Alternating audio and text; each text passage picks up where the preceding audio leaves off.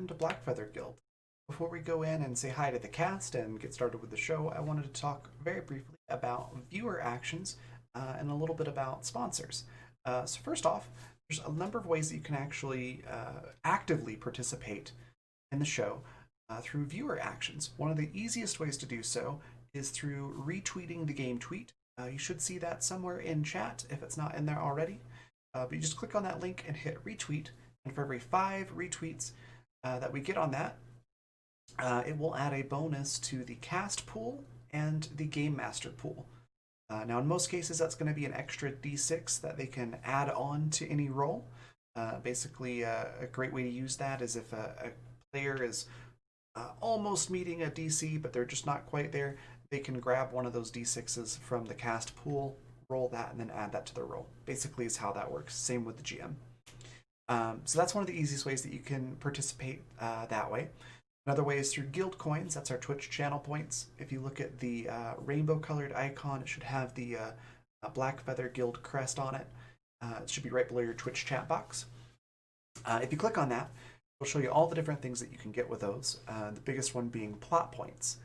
Now, plot points, you can see an example right over here. They all work pretty much the same way. It's just a matter of how big of an impact they have. So for the example, when we've got 2 plot points, the player of your choice gets something moderately helpful or unhelpful. Enter any suggestions for the GM into chat, or you can have the GM come up with something entirely on their own. So just choose if you want it to be helpful or unhelpful to the party, and that's kind of how you can use them. You can throw in your own suggestions as well. How those work: 1 plot point is something trivially helpful or unhelpful. 2 is moderately. 3 is very, and 4 is very to the entire party. So if you want to do something to help the entire party or really throw a monkey wrench in their plans, 4 plot points will do that. So that's guild coins. And then finally, we've got donations. So if you want to help out with keeping the lights on in the place, so to speak, there's a number of ways that you can financially contribute. One of those being coffee.com/Raven or raven.rocks. You can see both of those examples down there at the bottom. Those are the addresses to do direct donations. You can also do Twitch subscriptions or bits. Those work the same way. And then finally, Patreon. We've got a Patreon, which you should see in chat here any second if it's not there already. And our Bard tier patrons and higher get credits towards viewer actions every month that they can use on any show that they would like. You just have to let us know in chat how you want to spend those, and then we'll hand those out. So some very cool stuff. Before we hop over to see the cast, one last thing to mention is a couple things on this chart here. We've already covered the D6 and the plot points, but the triple crits, what that means is you can gift auto critical successes. And you can, it's triple because you get 3. You can divvy those out however you'd like. You can do 2 to the cast, 1 to the game master, all of them to the game master, however you want to do it. So they work much like the D6s. The cast members just grab that when they're available and they really need them and use them. So it's pretty cool. And then finally, the last one, introduce an ally or enemy NPC. Just give us a brief description of what you want this character to look like, kind of their character concept and a name, and let us know if you want it to be an enemy or an ally to the party, and the GM will basically take that and run with it. So really cool ways that you can participate. Lastly, I just want to take a quick moment to mention our sponsors. If you look at the logos down below, that's who's sponsoring this episode, and we'll talk a little bit about that before we introduce everybody as well on the next scene. So yeah, check all this stuff out and thank them for supporting us, and thank you for being here and watching. Let's go say hi to the cast.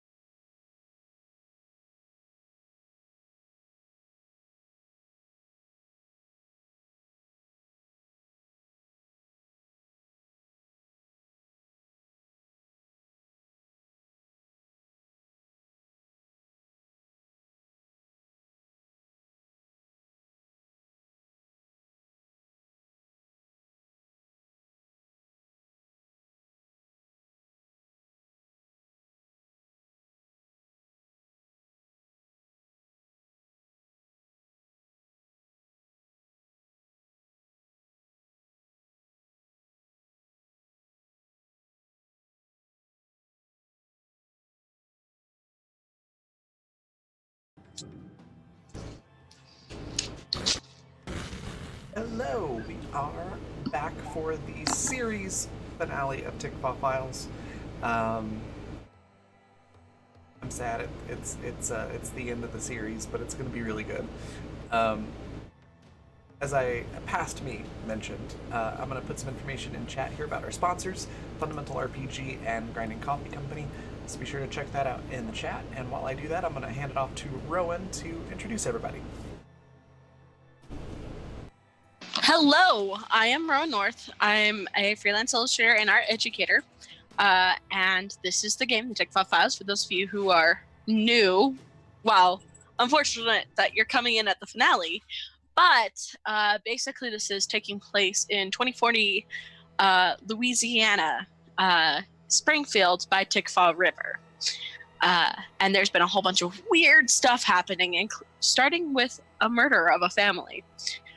Since then, our intrepid heroes have worked on solving what the heck is going on and trying to prevent bad things from happening from a series of creatures, such as mimics, goblins, and all sorts of other things. So now we are in the castle of Temeriu, the so-called Prince of Heart, or Prince of Tricks. You've heard both. And, yep, you are going to try to face him.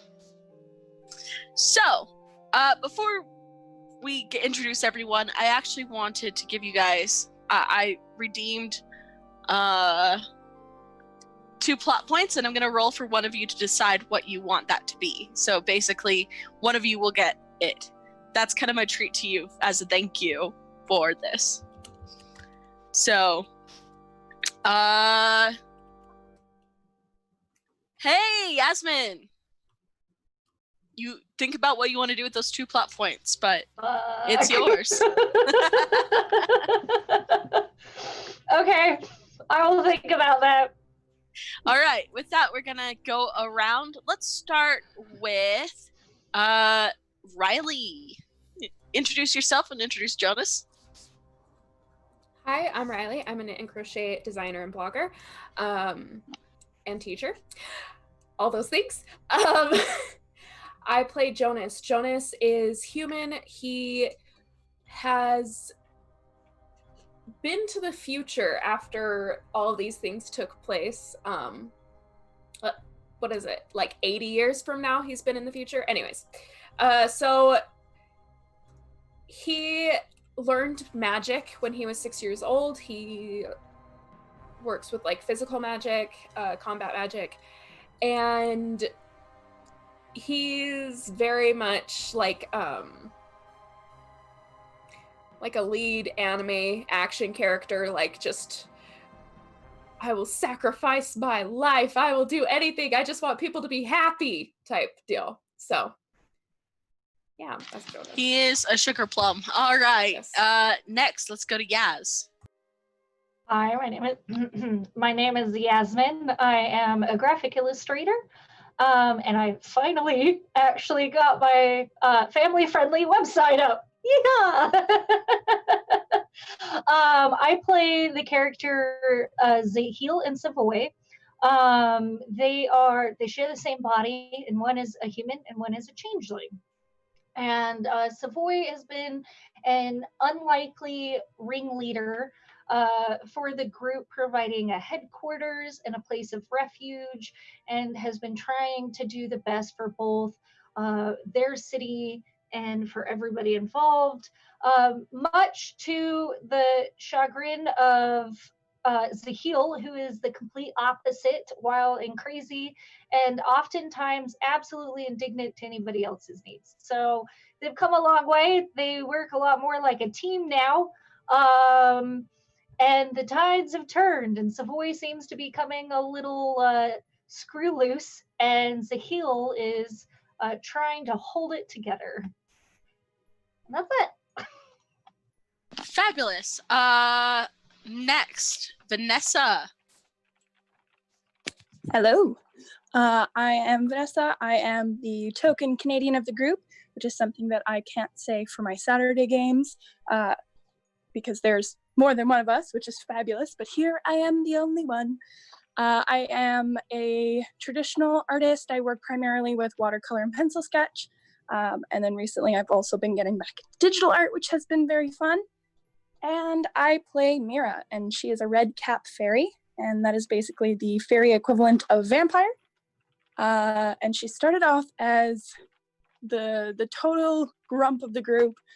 She didn't want anything to do with humans at all. But over the course of the weeks, she softened up, and this group has become her family, basically, the only acceptable humans in her books. So I'm excited, but also terrified to see what happens tonight. You should be. I mean, what? All right. And last but not least, Raven. Yeah, I'm gonna have to pull Vanessa here and say, excuse me, ma'am, on that you should be afraid. I think we're all anxious enough. No, I'm Raven. I play Tickfaw. She's a private detective, sort of a supernatural fae private detective from New Orleans. And she was hired by Savoy to help this party figure things out that are going on with all the Fey Realm stuff. Currently, she's managed to get the whole party into the castle by posing as janitorial staff. That was not her best story, but it worked. Yeah, I'm looking forward to seeing just what happens tonight. If you don't know me, welcome to the channel. This is my channel. I do tabletop streaming, professional game master. I design tabletop systems and things like that too. I do a little bit of everything. And you can find out all about me and what I do at my Twitter, which is right below my face here. And yeah, it's me. Whee! All right. So last time, the group was separated after a party with the Foxmoth fairies went terribly wrong. They were scattered to the winds, scattered in the woods, but eventually they all found each other. Naomi was with the warring tribe of Foxmoth fairies, who had come to declare war on Tamriel's castle. It turns out a lot of people are unhappy with his rule. And you, the humans who have wandered into the territory, and then some, they kind of use a signal for attacking or to take action. Now the castle is surrounded by really upset not even Foxmoth fairies, just really upset woodland fairy creatures who are now lacking the piece of Tamriel's heart that you stole on your way into the castle, and they're human, which they were going to use as collateral. But you still aren't quite sure what Tamriel wants. But now you are in this perfectly empty castle that is overgrown and dusty and old, and it seems like people haven't been there for a long time, even though Lily says that it wasn't very long ago at all. So, there were vines you saw growing on the walls, and it would get thicker the further into the castle you went. Yaz, have you decided what you want your 2 plot points to be? Do I have any recommendations or suggestions from the other cast? Because I am not entirely certain what to do with them. It's something moderately helpful for one of us. So I would say for the plot points, my suggestion would be to hold on to them until we need something moderately helpful for one of us. Okay. I can also take suggestions from the audience or anybody that wants to put in. Oh, yeah. But That's I just will. my two. I'm gonna hold on to them for now. Because I don't know. That's a lot of power. Not particularly. You just get something that's moderately helpful. You get a knife. No! Better than most of us get in a normal roll, so. Okay, I'm gonna hold on to it for a little bit longer. Excellent. So, all right. So what do you guys do? What is your reaction for being in the castle? You are with everyone. Let's see. Naomi, you picked up on the way, and you still have Kala with you, the moth box fairy. Savoy's going to turn to Lily, and kind of kneel down and be like, Lily, can you show us where the prince usually is? Maybe he can help us. Help you what? Figure all of this out, of course. Okay. Trying really hard. So you want me to give you a tour? Because we were in a lot of places. I can show you everything. What about like his favorite? Well, there was the meeting room, and it was this big hall, and people would all come in, and there would be food, and you would stand there at the front and address all the people. And then there was his office throne. You didn't have like one of them, like, you know how in the Disney movies they have like the big throne room? He doesn't have that, or if he has it, I never saw it, or he never used it. But he had like an office, and he was there a lot. And we would play chess in there. I was really bad at chess. I would make up different rules. What other places? There was his bedroom. No, why are you gonna do that? Thank you, Michael, for the $5 donation. That's for 2 plot points. That there is a room with lots of pictures of Dick in the castle. Excellent. Is everybody stalking Dick? They want the commodity.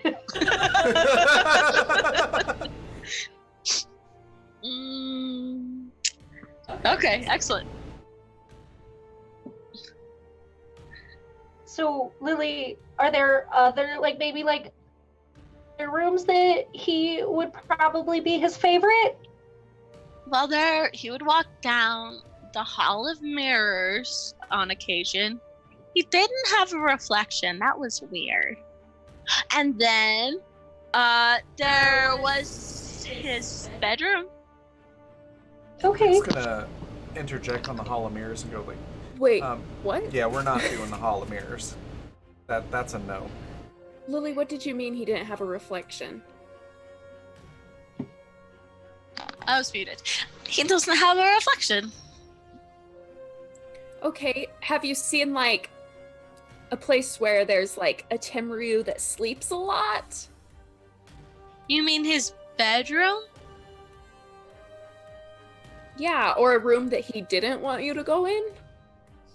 I mean, if there was like specific rooms that I couldn't go in, like I don't remember.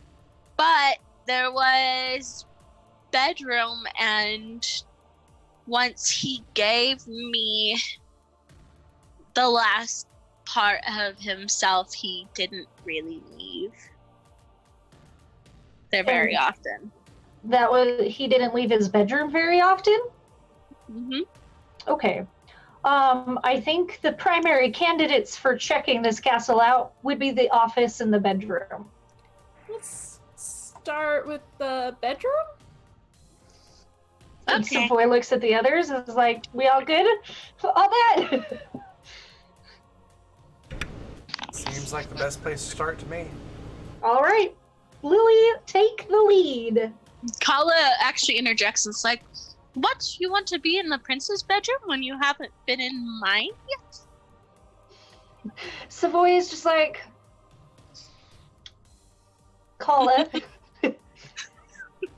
Zahil and I are different people, and when Zahil comes back, you can do whatever you please with them. Or whatever Zahil pleases with you. Just. But aren't you not aware of each other? I mean, we are, but Zahil is autonomous, and I am personally taken. I have a beautiful girl back at home that I would very much like to get back to. But you do not enjoy watching? No. It's very uncomfortable. Mira kind of puts her hands on Lily's shoulders and steers her towards Jonas. And do you think perhaps there's a better time to be talking about stuff like this? You know, I think we're kind of busy right now. Yes, we are very busy. We gotta get this worked out. Remember, we talked about this when we first entered the castle. Mira briefly bares her fangs at Kala. Kala tilts her head. She doesn't seem to fully understand what the problem is. Because fairies are shameless. But anyways, by the way, she stops talking. Lily says, the bedroom is up in the tower. Like Punzel. All right, well, we're right behind you. Okay. And she heads up towards the stairs. So as you guys go through the castle, I would like you guys to investigate a mystery.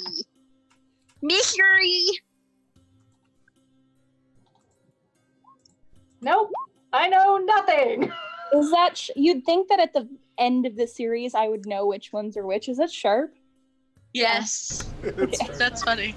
I got a 9. I Okay, got a 9. 4.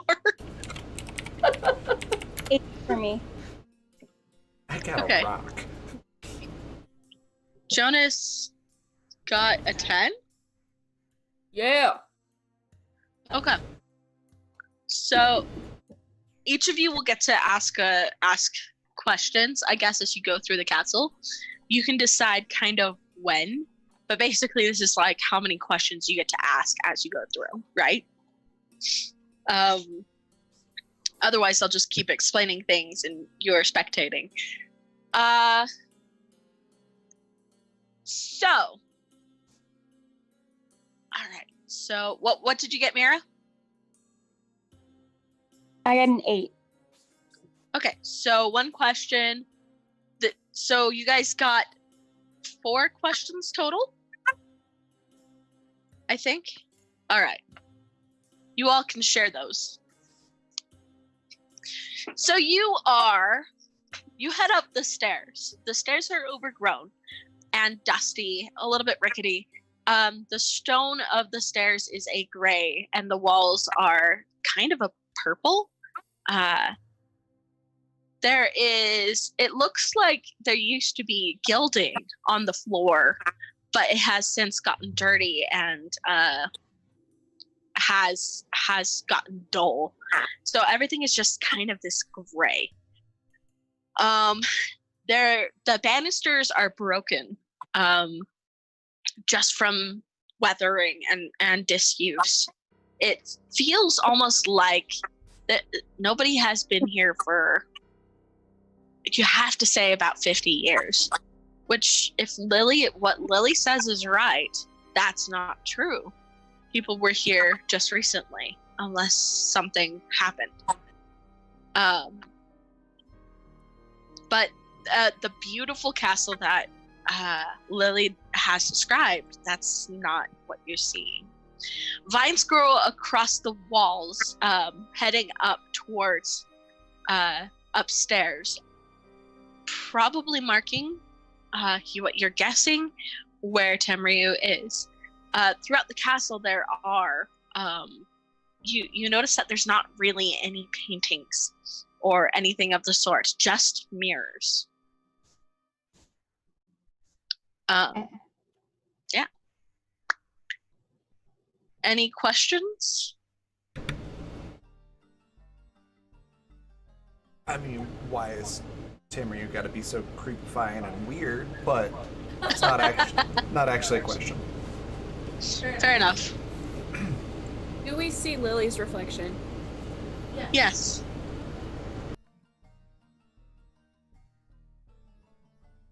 Yes, you do. No What problem about there. Kala's? Yes. Those don't count as your questions. Those are Okay, just good. yes or no. No, like that's obvious, just regular observation. No, you see everyone's reflection. Okay. Whatever, like if these were mirrors that, you know, you people were walking in and out of, you're not seeing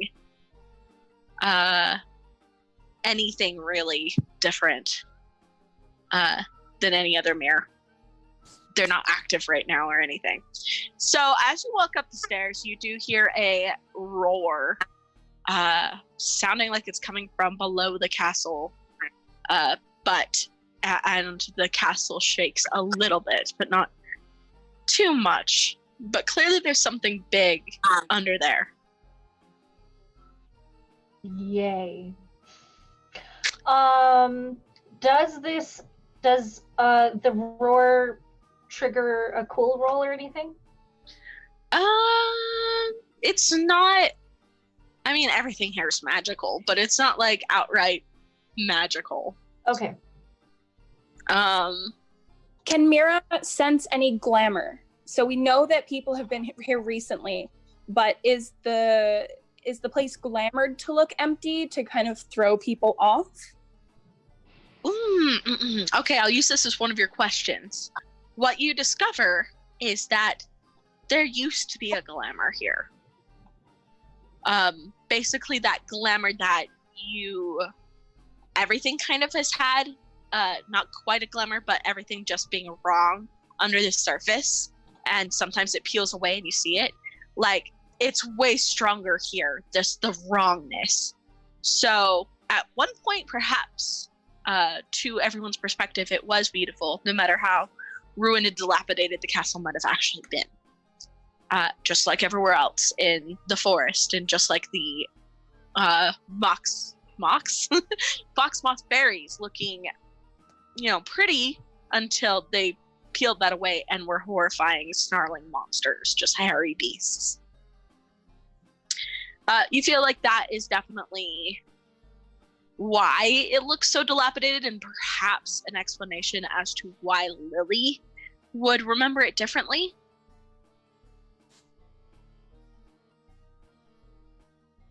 But yeah, that's what you sense. Cool. Jonas, would you like to use a question?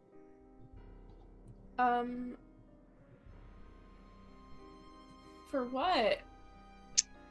Well, perhaps you want to know what the roar is, because it sounds slightly familiar to you. Oh, it sounds familiar to me? Yeah. Okay. Yes, I would like to know what the roar is.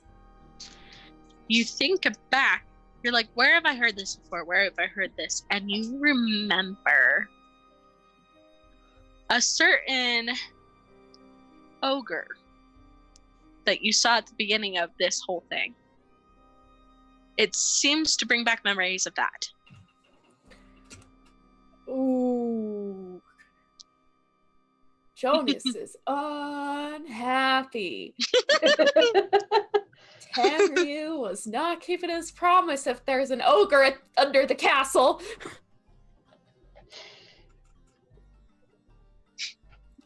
Is this So where we Jonas go rescue the ogre? Jonas just gets like this very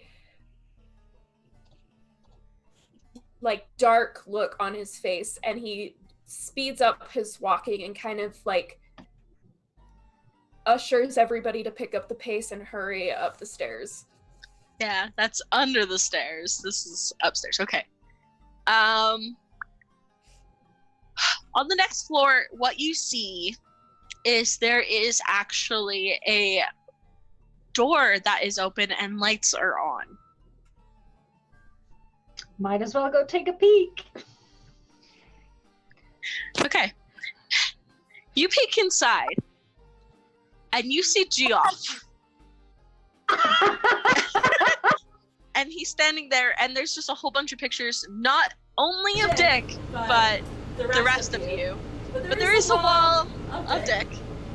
But it's all of you pictures. There's kind of like the strings across everything. Almost like a detective. Boy's gonna be like, Geoff, what the fuck are you doing here? And he goes, oh shit! Yeah, upon seeing the wall of, if you'll pardon the expression, dick pics,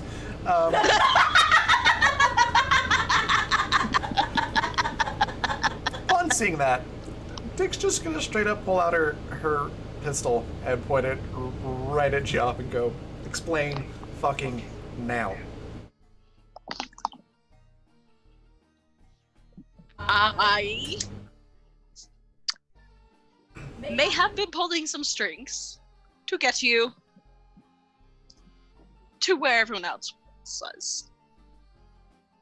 You certainly weren't the easiest to suggest to Savoy. Savoy just like grumpy cat face.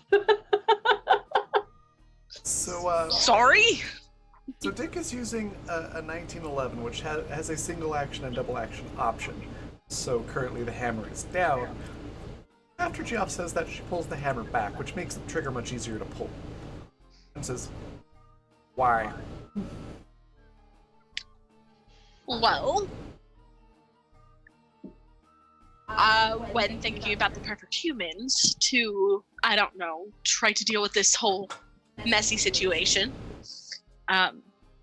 Also, I'm sorry. I've actually been serving Temryu. I was his butler for quite a while. Hey boss, how partial are you to your cook's kneecaps? Wait, no, Dick, please. Dick. Actually, that. Let's just I'm not trying to be like sinister. It's just how it was. Jeff, you have to understand how this looks. It looks like a murder room. Yes, it does. And we're in a very creepy castle, and you're like the only person here. There's a whole lot more pictures of me Oh than no. there are of anybody else. Dick, you just have the nicest face. Let's just move on from that. Stop bragging. You really think I'm the only one here? That gets an eyebrow raised from Mira. Jonas just winks back at Mira to be like, I'm just... Dick just shoots Jonas look, goes, I've had one too many stalkers to let this go lightly. So Savoy says through gritted teeth, who else is here? Well, a certain mimic lady. There is the ogre. There's quite a few goblin hands around. But in general, we were all told to stay out of your way. You weren't even supposed to realize I was here at all. I was just going to return to, cooking for you.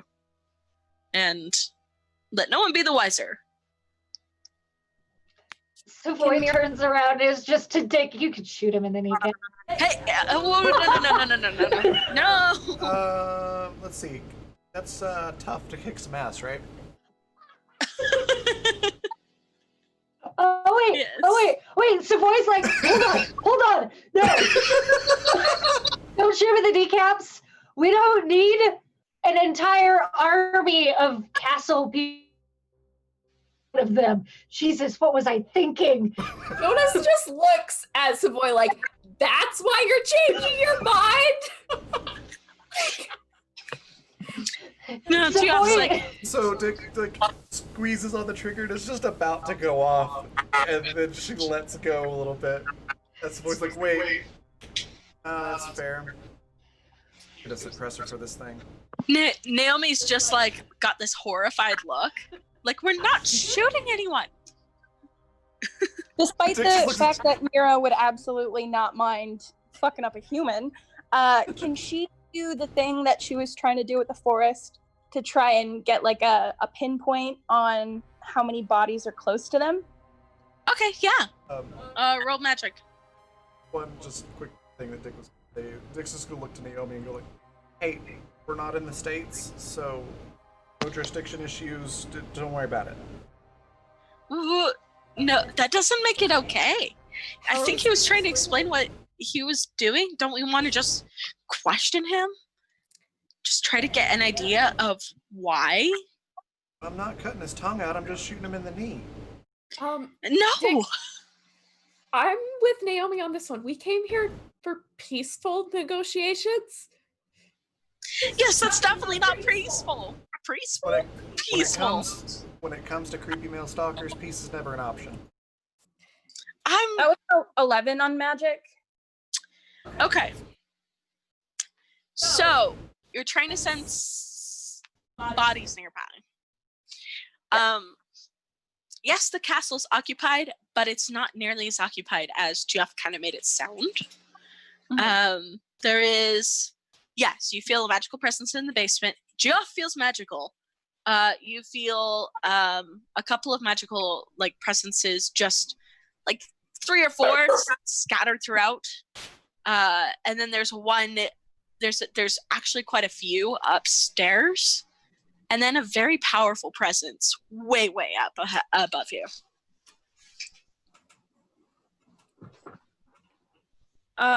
Okay. She lets them have their squabble for a minute, but she just takes Lily and kind of moves to the back of the group as if to say, come along, idiots. Jonas goes to follow and he turns back and he's like, Jeff, burn all the pictures of Dick and whoever else doesn't want their pictures taken. And if we find you taking pictures of Dick again or stalking anybody again, I'll let Dick shoot you in the knees. Well, listen, I wasn't stalking per se. Are you going to give me a chance to explain? Because I can explain. I'm sorry, but the lady in charge has spoken. We're on our way. I thought Savoy was the one in charge. Mira speaks up from the back of the group and she's like, well, given the fact that Savoy seems more concerned with shooting your kneecaps at the moment, I think I'm going to take this one and say, let's move our asses.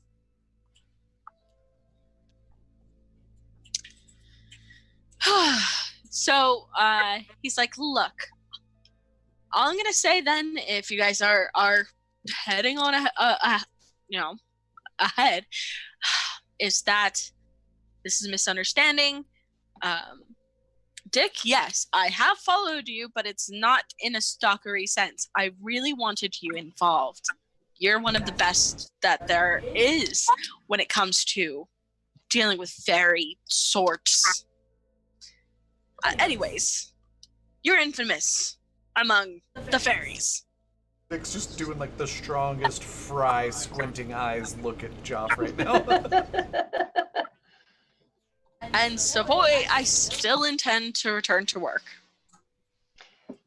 So as they're shuffling out, Savoy makes a point of being the last one that leaves the room, and almost guttural growl says, if if you show up on my property again, I swear to God, I will cut your fingers off one by one and send them back to fucking Temryu. You do not violate our privacy like this. Get fucked. And then walks out. Trying really hard. Apart. All right, then. See you never. The moment where Savoy, like, has to take a deep breath and leaves. Tilda's gonna be happy. Tilda gets a cook. Tilda never liked him. Yeah, right. He just wanted to do his job. I really liked Geoff. He took care of all of the animals in the house. He was a He good did. But he also violated our privacy. He was trying to get you guys, or, okay. So out of character, if I could explain what Geoff was trying to say, is basically he was helping orchestrate things that the right people would look into this, basically. The people that he thought would be good for this. Not that he was pulling all the strings, but he was kind of making sure, like, okay, are the pieces moving? I knew Things he was like a that. double agent. Out of character, I knew he was a double agent. It's not even like, it wasn't even anything like, oh, Temryu, waha, look, you're like, wahaha. No, it's nothing like that. I get it. Savoy still has some very deep-seated... There could have been a better way. Dick's a private detective. Like, stalker cases is something she's dealt with a lot. So, as I posted the link to the image in Twitch chat and in Discord, she's seen some shit. She's not taking any chances. I do imagine Tilda, though, once the story is relayed, just being like, I never liked him.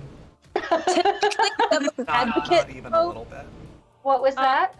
I said to play devil's advocate a little bit.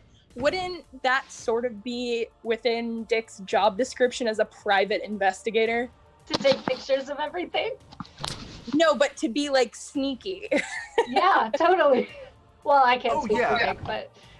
It's definitely one of those things, like, it's okay when I do it because I have a license. I think y'all like to jump at shadows is the problem. Oh, totally! Absolutely.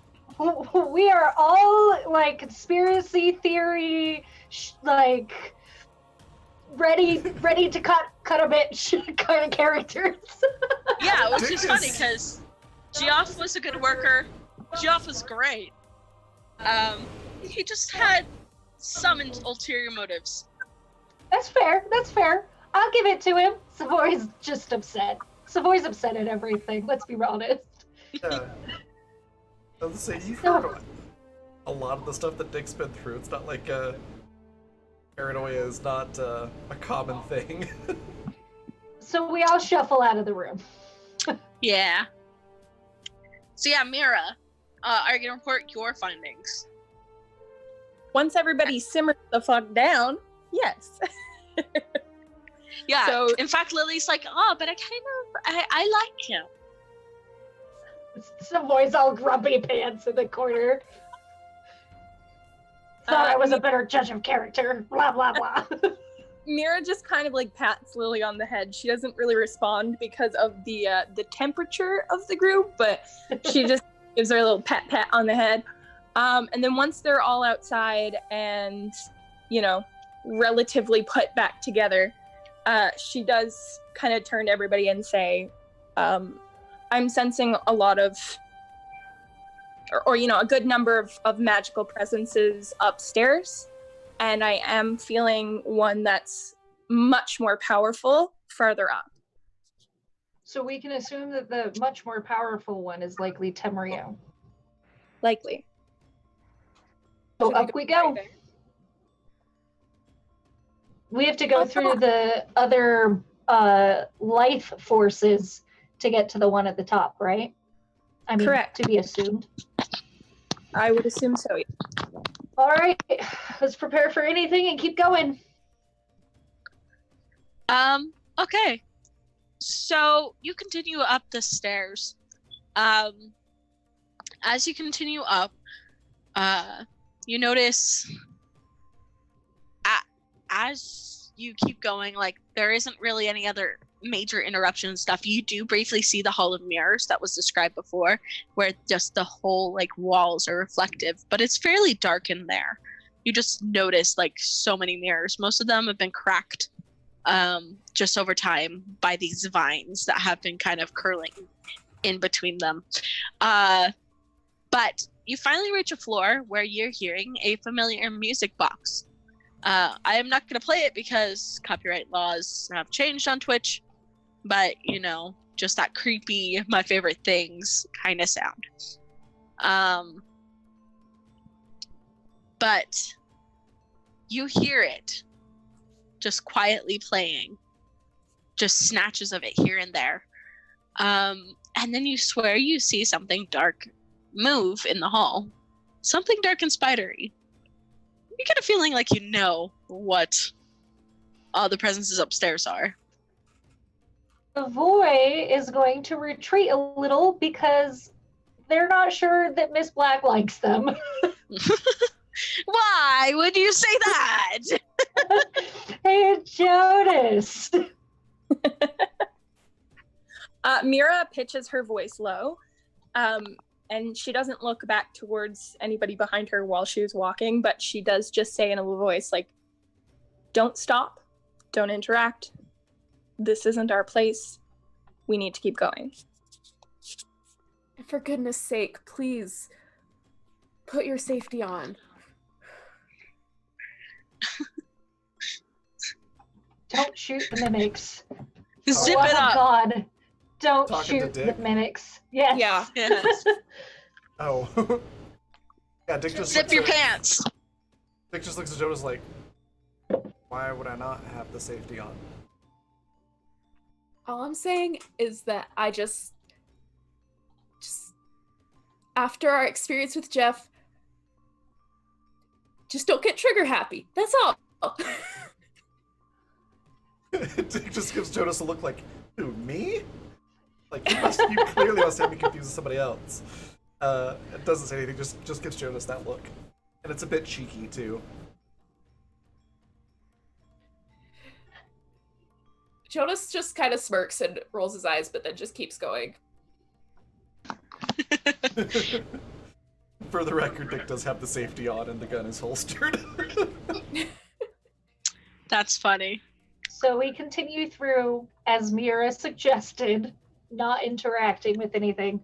I would like to note that Savoy gives a little bit of a shiver that shows like feathers prickling over their skin, but no change. Kala's like, you know, I realized that I've only been on the lower floors of the castle. This is all new to me. What an adventure, Kala! And Savoy just kind of like takes her by the shoulders and pulls her in and more or less holds on to her. You're just kind of looking around like, this is exciting. We should have left her. No. You guys are so mean. Every time Kala talks, like, I picture the, like, meme or the bit where, like, all of a sudden there's, like, this tiny person standing behind someone and they're like, ah! Like, where'd you come from? Like, I forgot you were here. You guys are really here long. grateful. You guys decided to bring her. It's true, we did.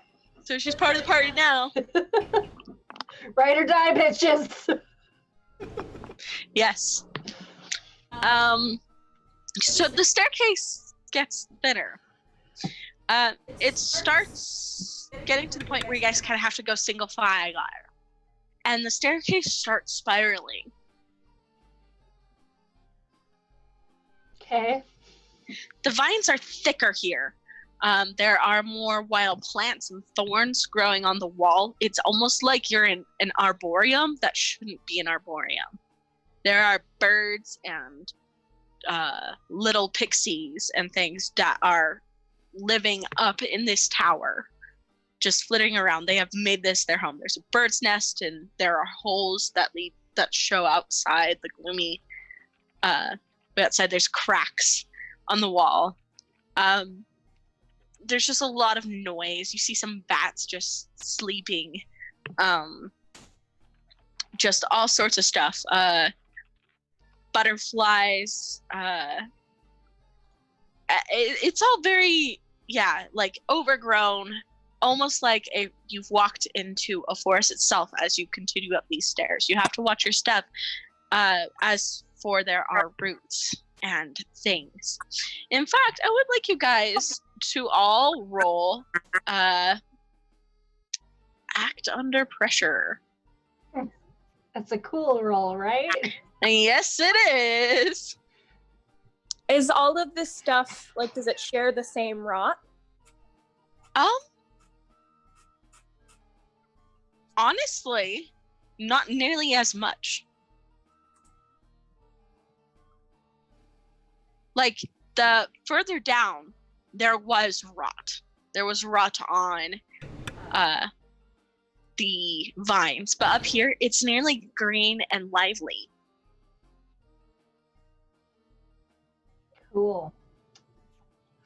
It's one of my postman always rings twice. You don't fall down the stairs. Yay! Good. That's a May 9. Savoy, you failed? Can I use a dice? Or You a can. luck point?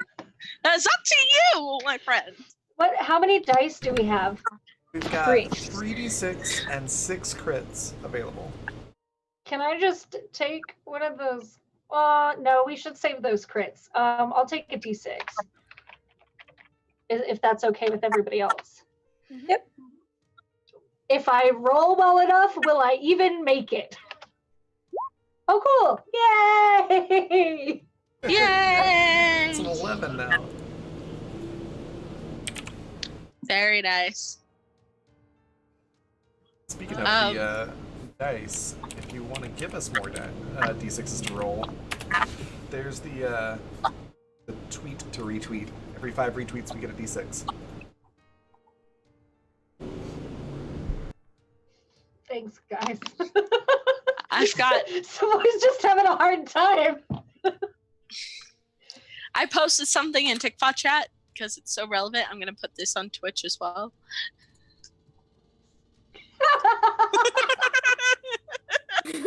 Yeah, that would have been Savoy. I told you about the stairs, bro.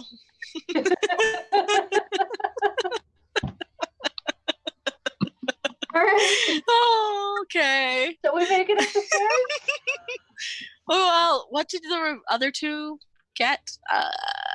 Jonas, you got 9. Jonas got a 9, mixed success. I ended up with a 10. Okay. What about Mira? 9. 9, 9, 9. Mixed success, my dudes. We do have a couple mixed successes. So what happens is Mira and Jonas, you're both standing back there with Lily, and it's Lily that trips and nearly falls off the side of the stairs. She lets out a little shriek as she Mira hangs onto a vine for dear life. Mira immediately goes to grab for her. As does Jonas. As I knew you would. That's why it affected Lily. Okay. Both of you roll act under pressure again.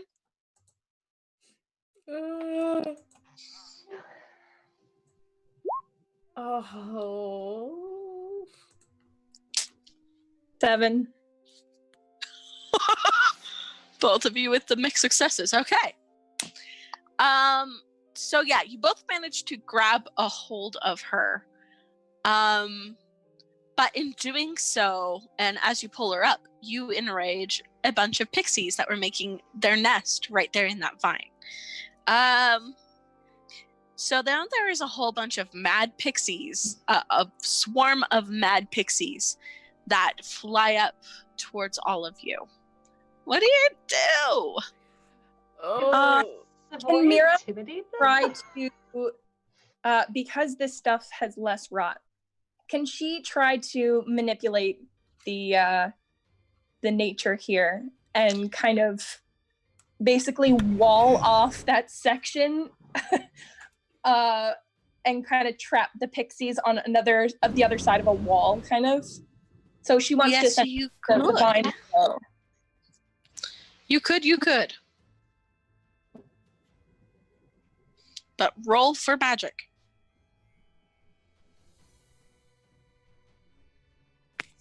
So with weird, that's 11.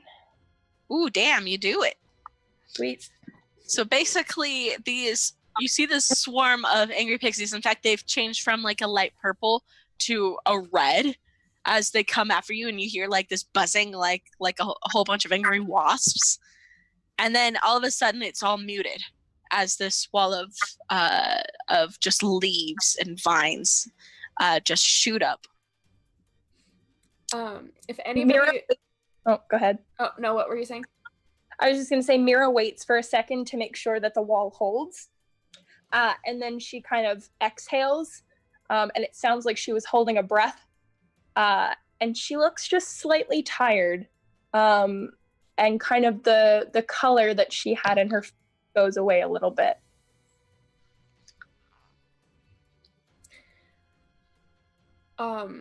If anybody like happened to glance at Jonas's hands, like they would have noticed like this thin layer of frost around his hands that kind of just like fades after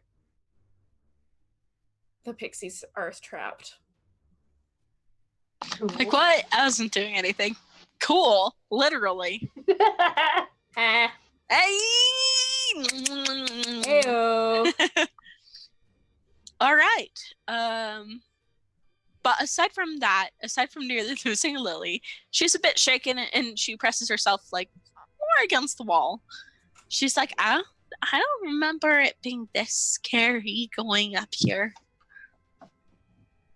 Actually, I wasn't allowed up here except for like maybe once or twice. Maybe that's why it wasn't as scary. Yeah, I'm gonna be over here. That's a good idea. Kala is looking at everything and she's like, it's so pretty. It smells weird. What does it smell like? It's very unfamiliar. None of the rest of the forests smell like this. We do not see wildlife like those small pixies where we are from. Fascinating. We do not see these kinds of birds. Or those insects. What are they? They are like the moths, except much more colorful. Butterflies? Yes, that. Is that what they are? Yes, that is what they are. Butterflies. I have seen bats. But all of the rest of these, this is very unfamiliar to me. Cool. Well, hopefully it means good things when we get to the top. Speaking, was someone gonna say something else? Oh, Jonas was just going to tell Kala, like, yeah, this is what everything's supposed to look like. Oh, is it? All I've known is, well, the forest that we live in. Well, hopefully we can bring color and life back to it.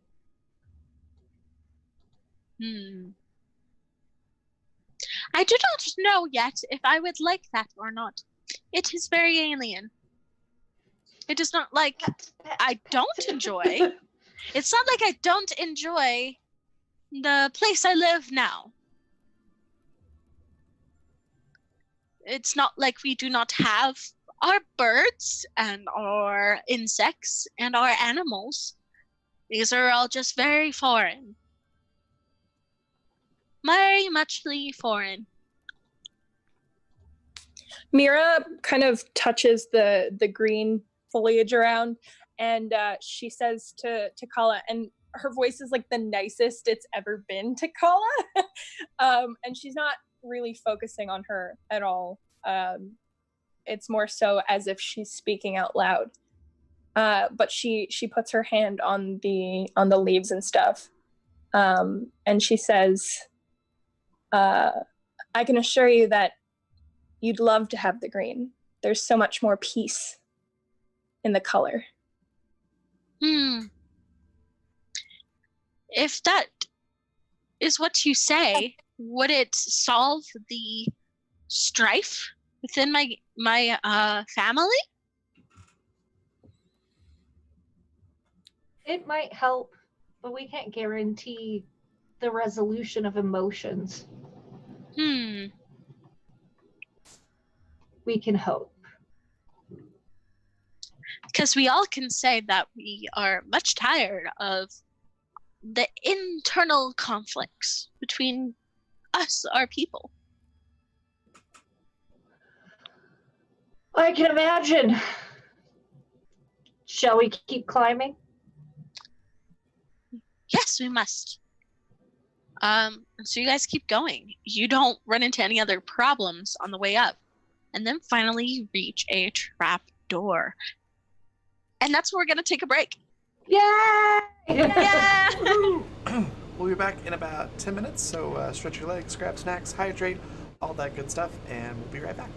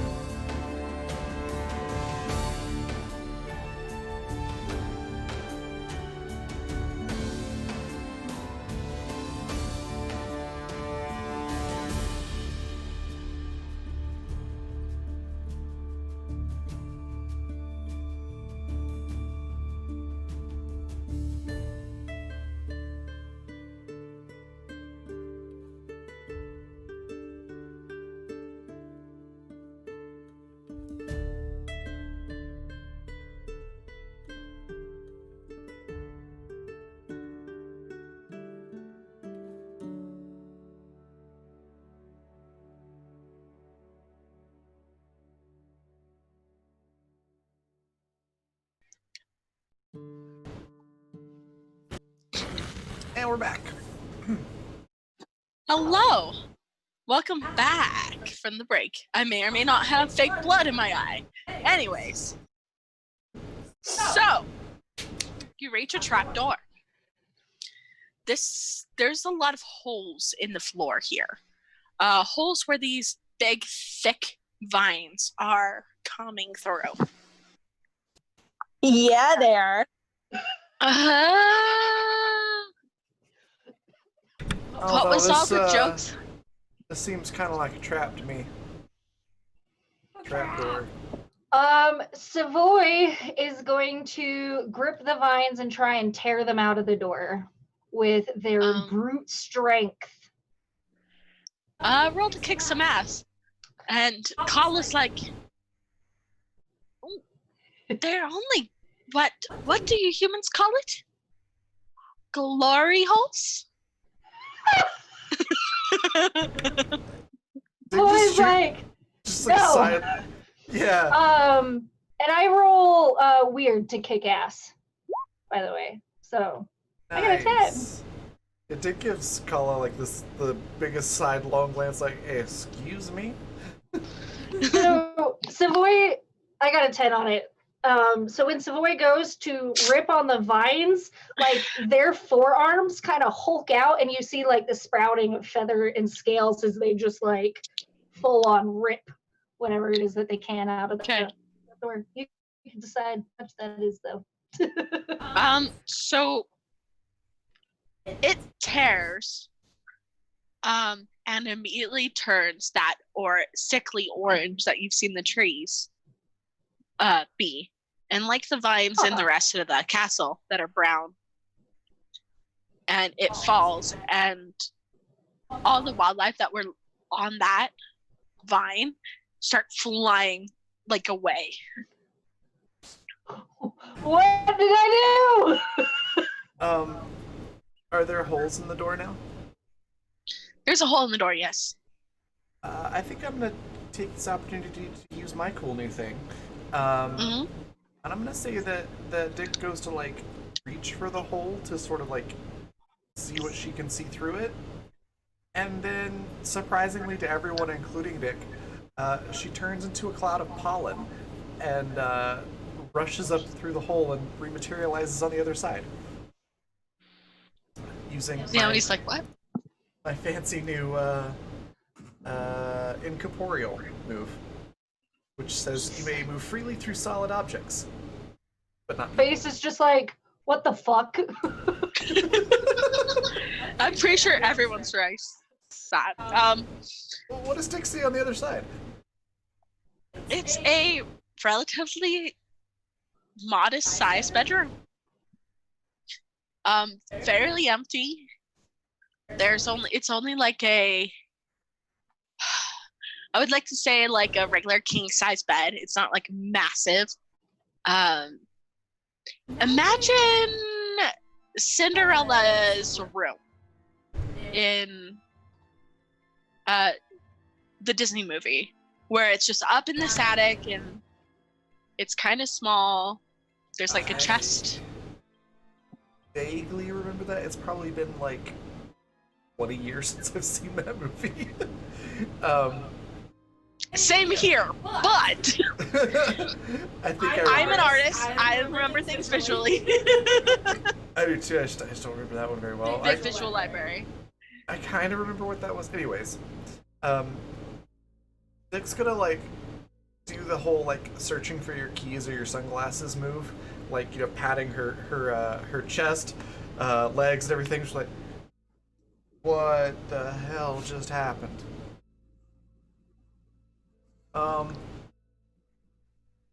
Where'd I go? So Just yelling down at the floor. Nomi's like, I don't know. You just poof. I don't even know how to describe what you just did. Huh. Well, hold on. I'm gonna try that again. Just gonna reach down at the trapdoor and then turn into a big cloud of leaves, and then like rush through, rushing around everybody just below the door before rematerializing right back where she started. Savoy gives her a very serious look and is like, "Are you a Disney princess?"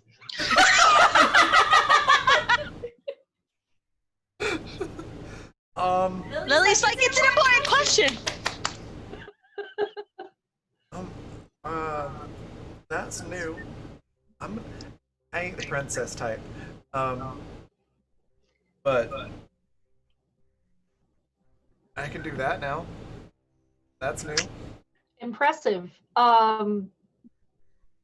Savoy's gonna reach up and try and open the door while looking at Dick. The piece of vine that's kind of torn in that hole, I mean, most of the hole is showing now, but it's dripping purple. You've seen this before. We recognize it as the purple blood that Temryu has. Investigate a mystery. Well, how many questions have you asked? Oh, Jonas will ask that because he has not asked his second question. Okay. Sure. Yes. Damn it, Savoy.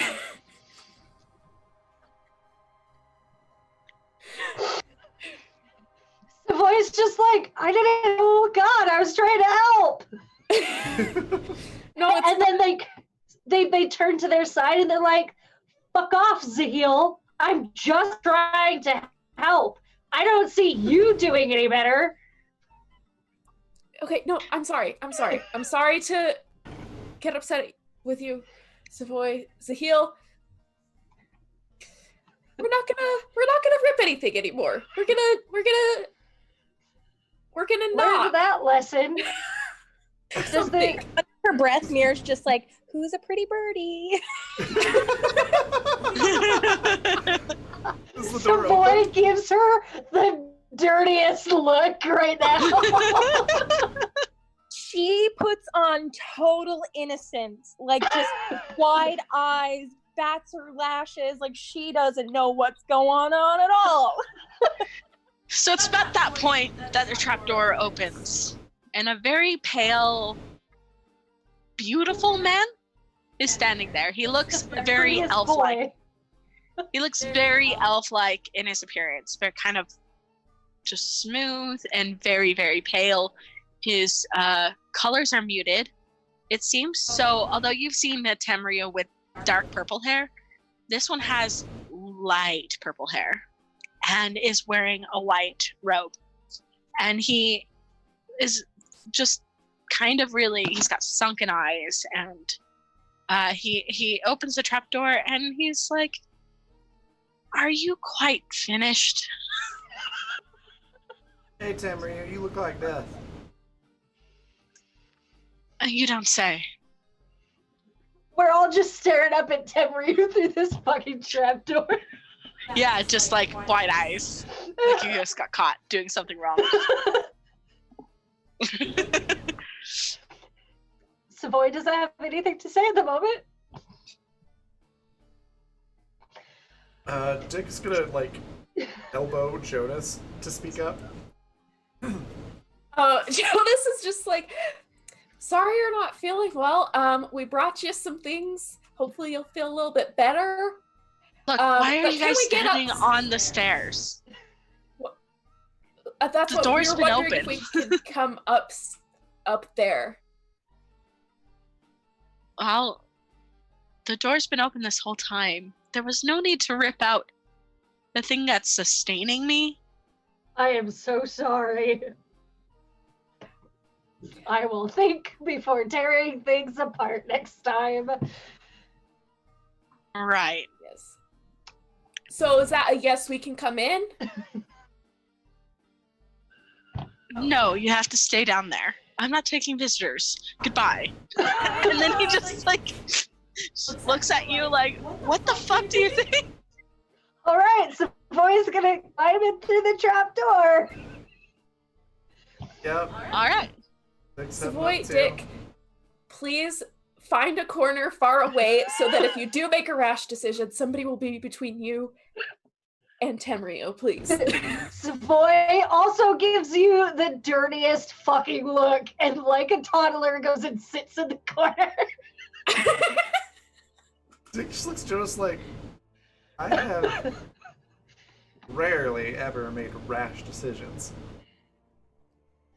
How about a heated decision? Occasionally. Okay, well, go sit in the cool corner with Savoy. Savoy pats the floor next to them. Dick just gives Jonas a look like, I know you're patronizing me, but also if we're in that corner, then we're gonna make it the cool corner. Oh my god, this is like the worst end to a horror. Sort of rolls her eyes and walks over there to the corner and like leans against the wall. This whole campaign has been like this. Jonas will That's why we love it. lean down through the trap door to like help Lily up so that Mira can come up as well. Once Mira gets up there with her yells, she turns and like whistles at Savoy, but it's like it imitates like a bird kind of like a tweeting bird. So Savoy is so frustrated at this point that they just poof feathers. Zahil whistles back at Mira. Mira winks at Zahil. Okay, so Temryu, we need to talk about what's happening. First of all, there's a bunch of your subjects who are not very happy that want to come in and take over and wage war against you. Also, why is the ogre upset in the basement? And finally, what Dick said, you look like death.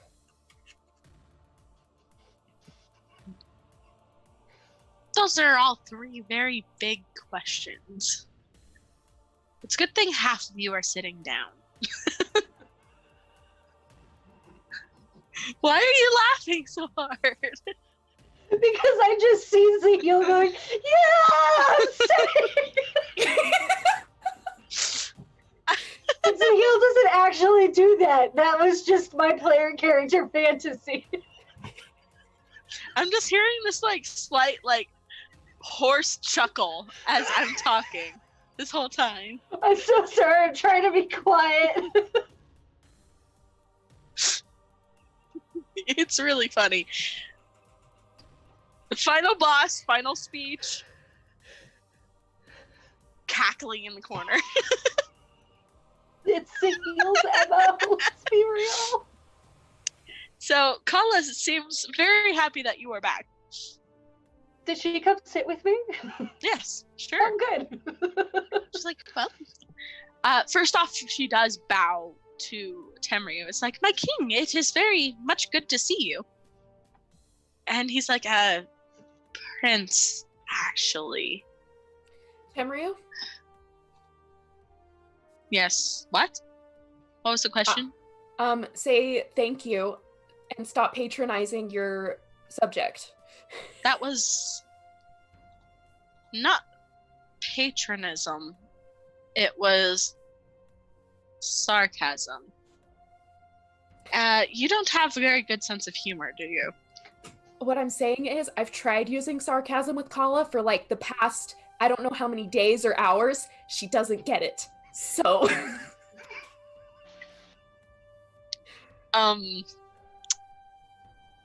Right. I forgot that they were very literal.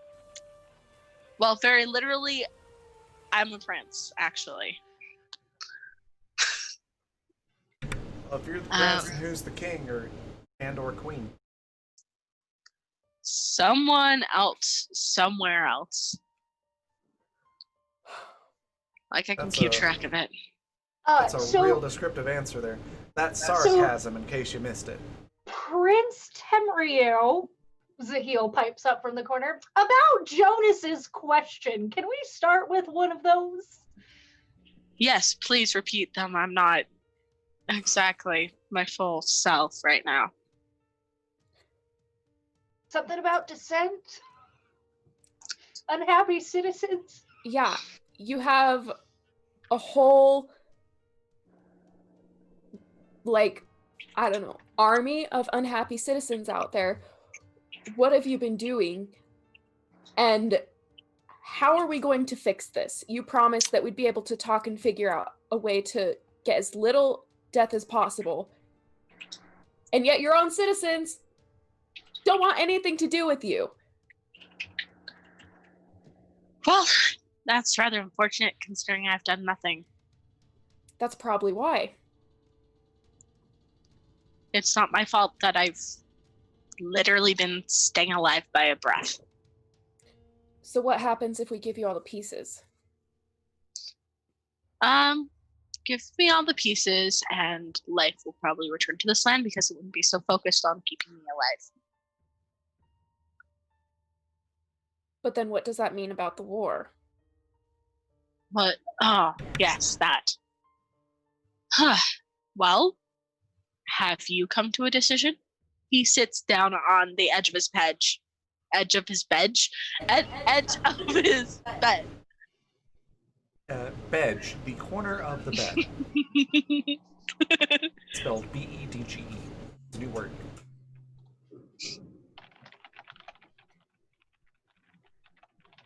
Well, I think we all wanted to let every single piece of you speak all at the same time before returning all of them to you. That's,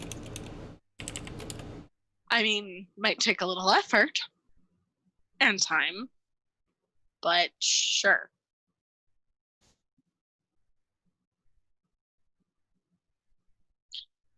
We also, after finding out what the decisions of the pieces are, wanted to potentially offer them to you in exchange for a change of leadership. Stop. But we know that it is a large portion, or the portions are all divided among the pieces, and that is not just your decision to make. A change of leadership. Well, it's a little tricky because I'm supposed to be the one that is keeping this realm afloat. A lot of good that did. I was practically half dead when we made this place in the first place. It certainly didn't do me any favors. So someone would, well, either we let this realm disappear, or if someone's going to sustain it, you know, they'd have to give their life to it, to this territory. That's fair. What do you mean? Well, I have no life to give. That's why this place is so dead. Not that it's any fault of mine. It's just that they got a broken god. Whoever takes my place, if they decide to take on the mantle, which, one, that's a trick in itself. I guess you could take all the pieces. I think one of my pieces of self had that idea in the first place. Just sick of being here. Not that I can blame them. It's been a long run of, well, being sick in bed.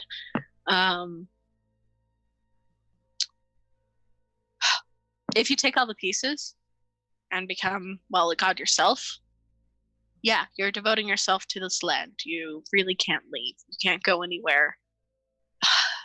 Your life is bound. And if you let the realm fall apart, I can't say what all that is going to happen in the human realm.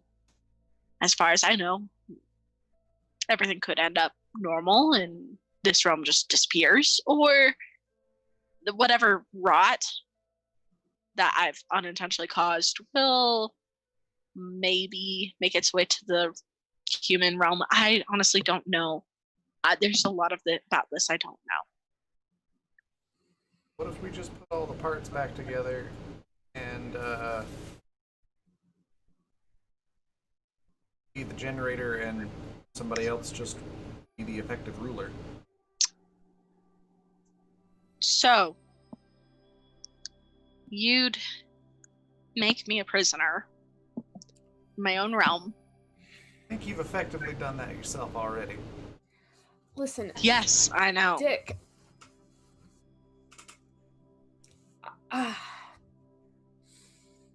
Temryu, is there any way that nobody has to be a generator? Like I said, let the realm pop. And let the fairy kingdoms into the Tickfaw area, right? Yes, precisely. And the inevitable war, blah, blah, blah, blah.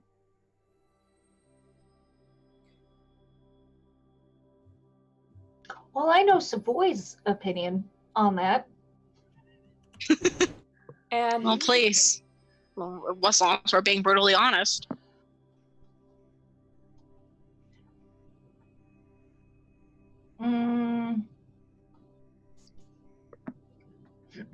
Savoy doesn't think that the best idea is to have all of the Fae realm in our area.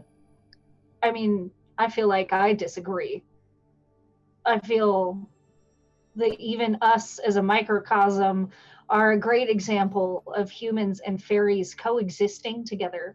And that's what your game is all about. Yes, part of it. Except for the parts that the other parts of me hijacked. And to agree with Bill here. No reason Fae and humans can't get along. Mira? Still, there's gonna inevitably be fighting. You know, people will be jerks either way, right? That's kind of your philosophy, isn't it, Dick? Sure, but if those jerks have a leader, actually put a treaty in place, then that should keep the ass hattery to a minimum. You give them a cause and they'll fight together for it. Give or take. We've always had rebels. Jonas turns and looks at Mira and is like, Mira, what do you think? Forgive me if I'm not entirely sure that the human population would be able to deal with their half of that treaty. I agree that there would be a period of growth and the humans would have their fair share of problems. Look at Savoy and I. We can barely share the same body. I can't imagine two nations sharing the same land. But yep. That's why we were chased out in the first place. I think also that condemning a god to be a prisoner is a terrible idea. I know what that's like. And I think in the long run, we could find a way to make it work. Well, but you're honestly the first person to say that. It's taking a lot to get here. It kind of clears their throat, goes. My initial opinion is, these aren't my monkeys and this ain't my circus, but you're throwing your monkeys into my circus, and that's a problem. But if and that's why I said, what if we just somebody power and the whole thing while somebody else leads? But we can just let this thing go. We all end up all together in New Orleans, then Louisiana, whatever. I don't think there's a problem with that. I know plenty of people that could take in quite a few of these folks, and they know people that find new homes for everybody. There's a whole lot of empty space where we come from. Mira, you're all right. The issue. Mira's right. The only humans here to represent human interests are myself and Dick and Savoy, who all have a soft spot. I don't know if Savoy really counts. That's true. But Naomi's like, well, I'm kind of here too. That's right, Naomi's here.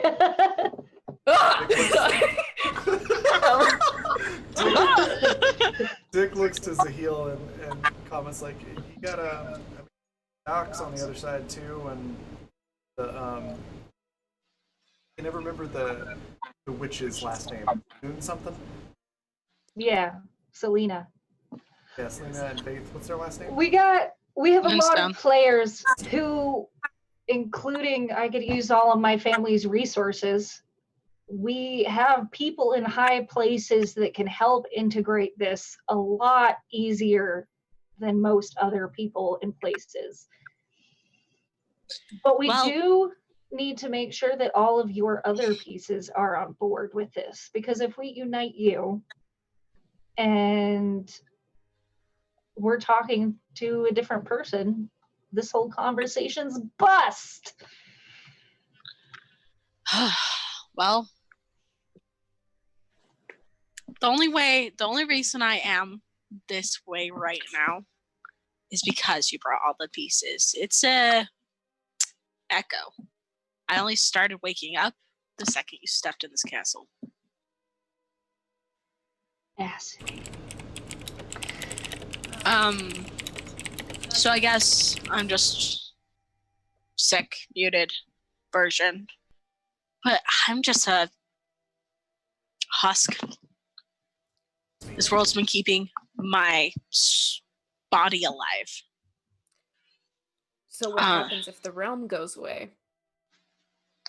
Well, if I'm united, then I could probably support myself and live on.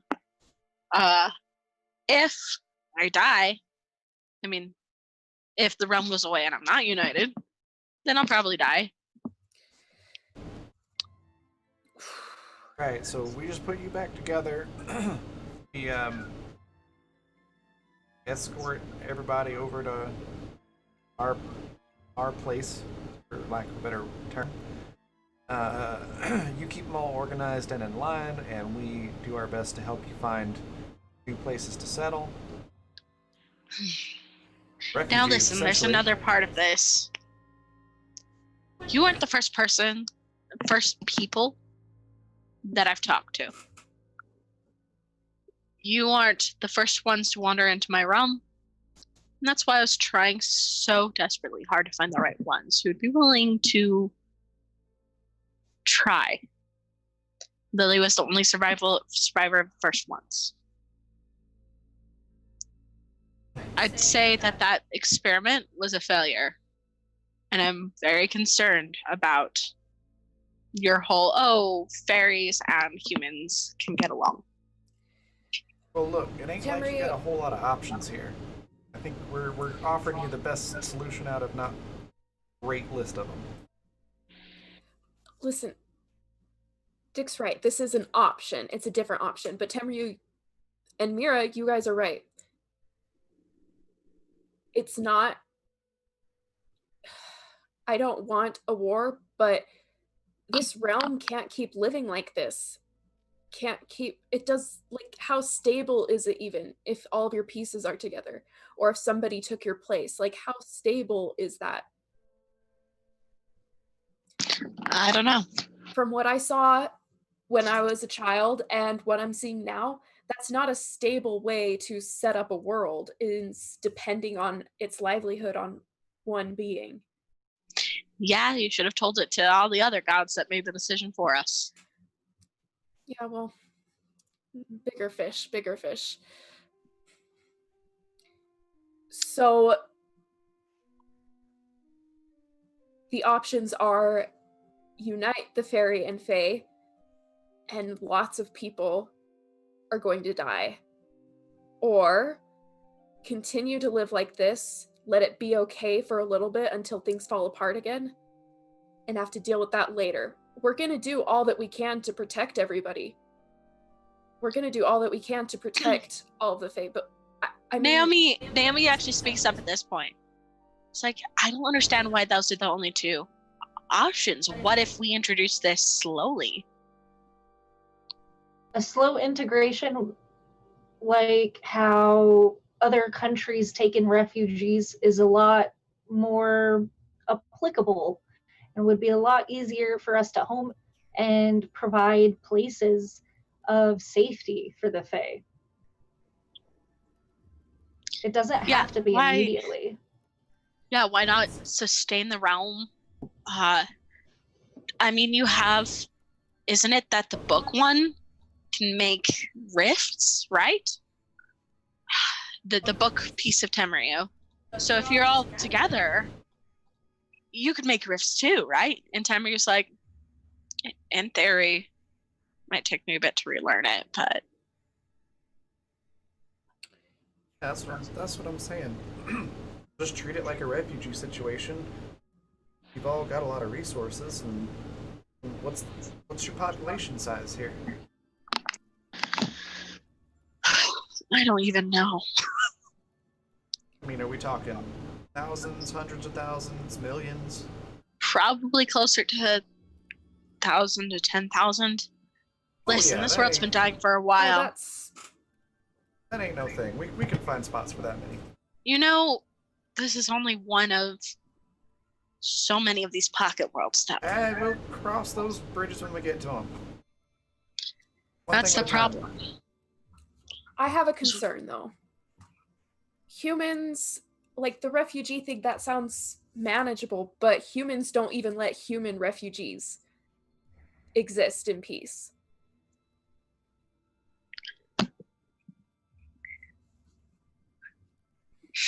Lily actually says, politics, politics. Savoy's family can, well, Savoy's family name can handle politics. I know plenty of people too. Savoy, Savoy for president! Oh God. I've seen the bilious name move mountains.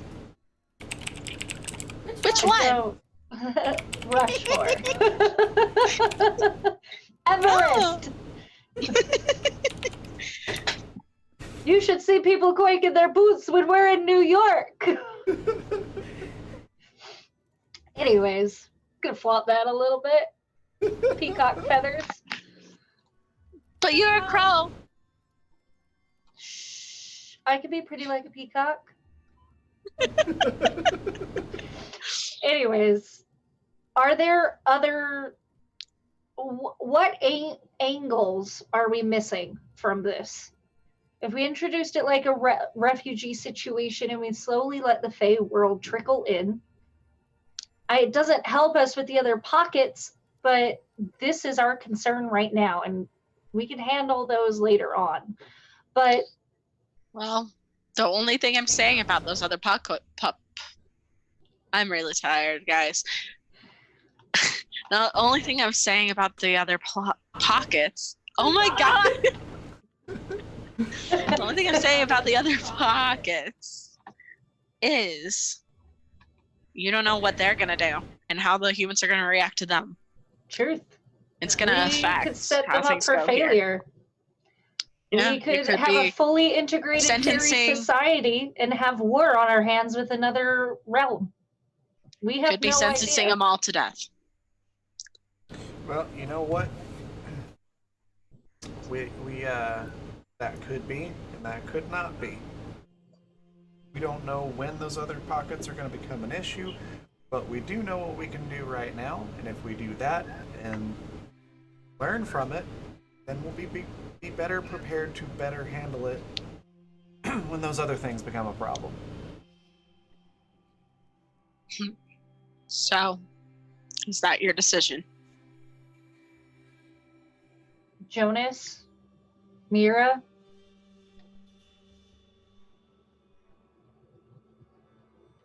Mira doesn't say anything, but she also doesn't disagree, so that's probably the best you're. So Savoy will be the first person to pull the ring out. Or not Savoy, sorry, Zahil pulls the ring out because they're a bird wearing a vest. They're packed into its trousers, and they pull the ring out, and they almost ceremoniously, but not quite ceremoniously enough, offer it to Temuryu as the first piece. And you're sure you want it to be me and not, say, one of you? I thought you were going to be freed from this place. Yeah, but how slow do you want the integration? The realm has to stay alive long enough for that. Well, are you saying you ain't willing to literally hold down the fort until everybody's ready to leave? You're the one who said that there's a lot of dissent. How exactly am I supposed to, I don't know, settle that? You're the prince, act like it. You also have a large number of your nobility supporting you. Ugh. But In fact, Temuryu makes the same noise. but that is a fair concern. And Zahil just looks really, really uncomfortable and kind of looks at Jonas and then looks away and is like, I don't want to do it. Do what? I don't want to leave them. We want to help you set up a new temporary system until the integration can be complete. Okay. Like, You need to have like a council. So you're the main, as Dick so candidly put it, generator. You will be part of this. Can't. You'll be part of this, but you should also have representatives from every area as equals.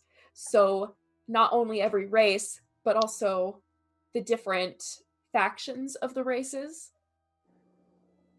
Not just nobility, but everybody needs to have some representation in this council. Oh, I don't even know what's there.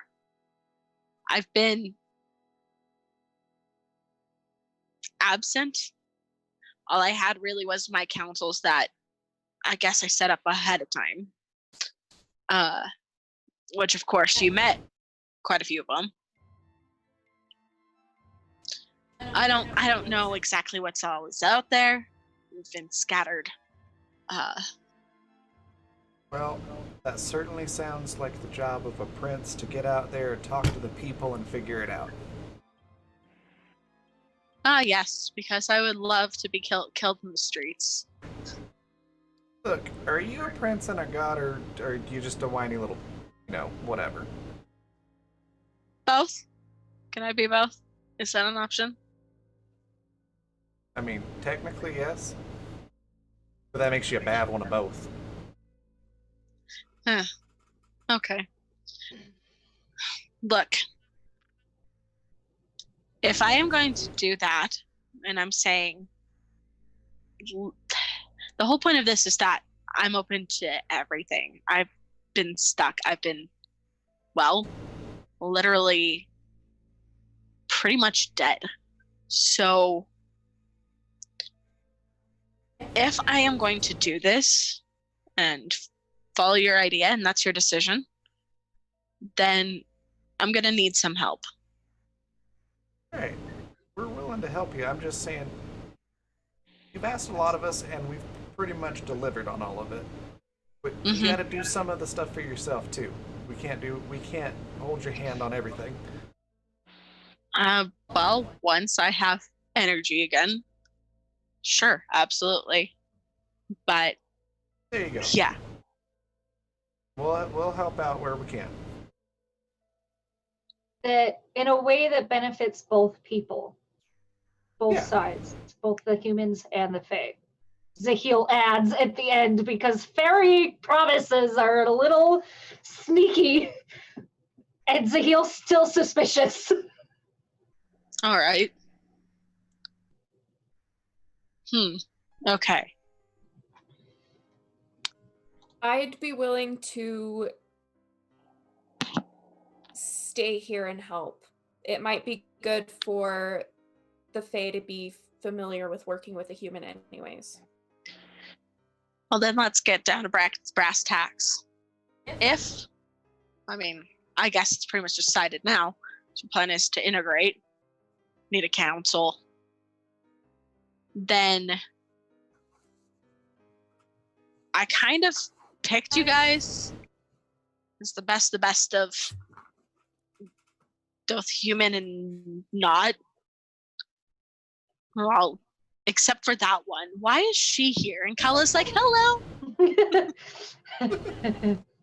Meet your soft, squishy fabric, or your soft, squishy patron of one of your people's tribes who followed us to the castle and showed us the way and has helped us immensely. And like, Zahil reaches over and just like rubs her cheeks until there's friction in her fur. Just like little zaps. Pika! God.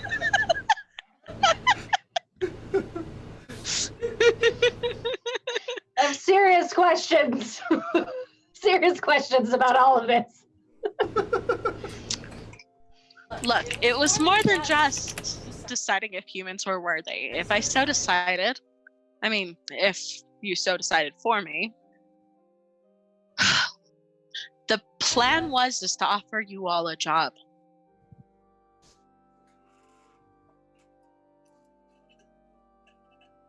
Well, what kind of job? Not to sound insensitive too, but what's this job pay? I'm a prince. What do you think? We can negotiate that later.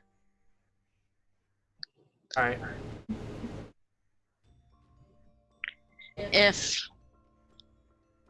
Look, you've clearly shown that you guys are pinnacles of humankind, that you can actually put up with fairies, that maybe there is hope. So, be that pinnacle.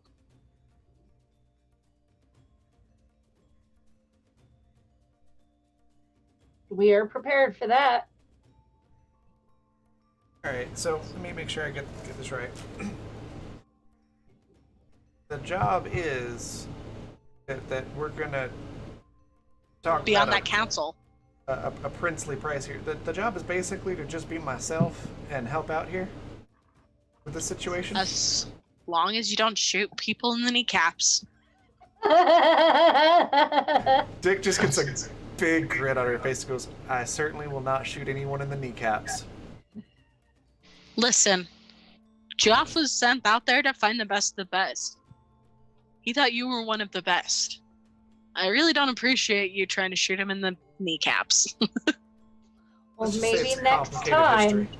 when you send somebody to investigate us, that they don't keep a murder board of all of our photos and. Anyways, That's just him. That's the boy talking. Dick chimes in. It's fine. A lot of those pictures, you'd have a hard time defending, their professional use. Pictures Aside. Well, were any of them naked? Does that matter? Then Pictures Aside point. aside, we're talking about bigger things right now. Right. So, okay, yes, maybe it wasn't. It's not like I have had a lot of options, and I only had one banshee here that could fill the role. So, most human to pass. We will discuss Geoff later. No, fine. As it comes to the roles of us, you will maintain being the god until your realm pops. Is that correct? Sure, or pop the bubble when everyone's fully integrated. Perfect. And then you're free after that point. Sounds fair. So take the ring. Wait, can we Wow, a little forward, aren't we? the What rubber was that? ducky first? Oh yeah, let's give it the rubber ducky first. Put a little bit of cackles again. childlike wonder in there before we slap a ring on it. Okay. So you give. Well, Jonas, you don't actually know what's in the rubber duck. Oh, right. So I'd say the mirror then. Yeah. Put a little niceness in there before we throw a ring on him. The snarky, nice one. Yeah. The ring is just like love lorn, love lost. He's sad, depressed, melancholy. depressed boy. Emo Just gonna be boy. like, I'm sad that we're Your 5 integrated." seconds to Mars personality.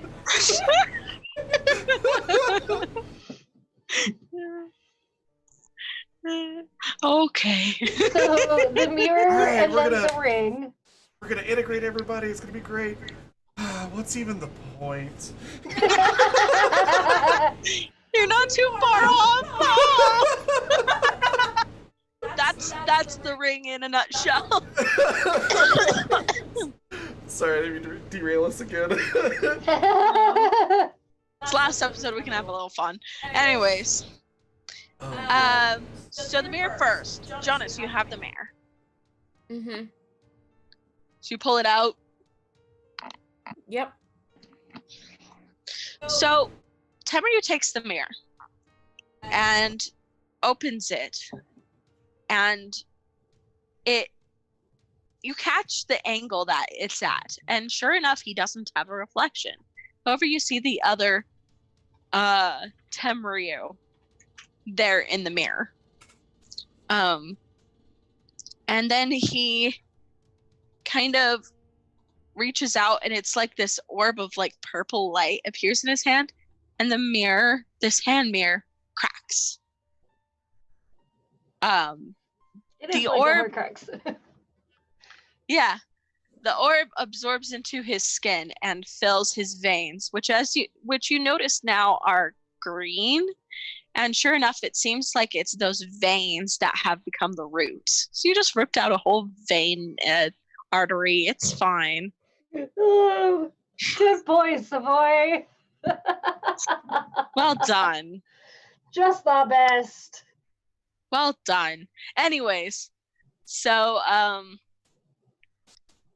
yeah, gonna have to deal with that later. Anyway, so yeah, it gives that like bright purple light, and it goes down, and you see the vines kind of illuminate as well all around the room. And then the Tamaru that is now, which is this kind of shallow version of all the different personalities, plus the mirror one is the strongest. He goes, well, guess I was expecting that to be a little bit more refreshing. Honestly, I just feel kind of tired.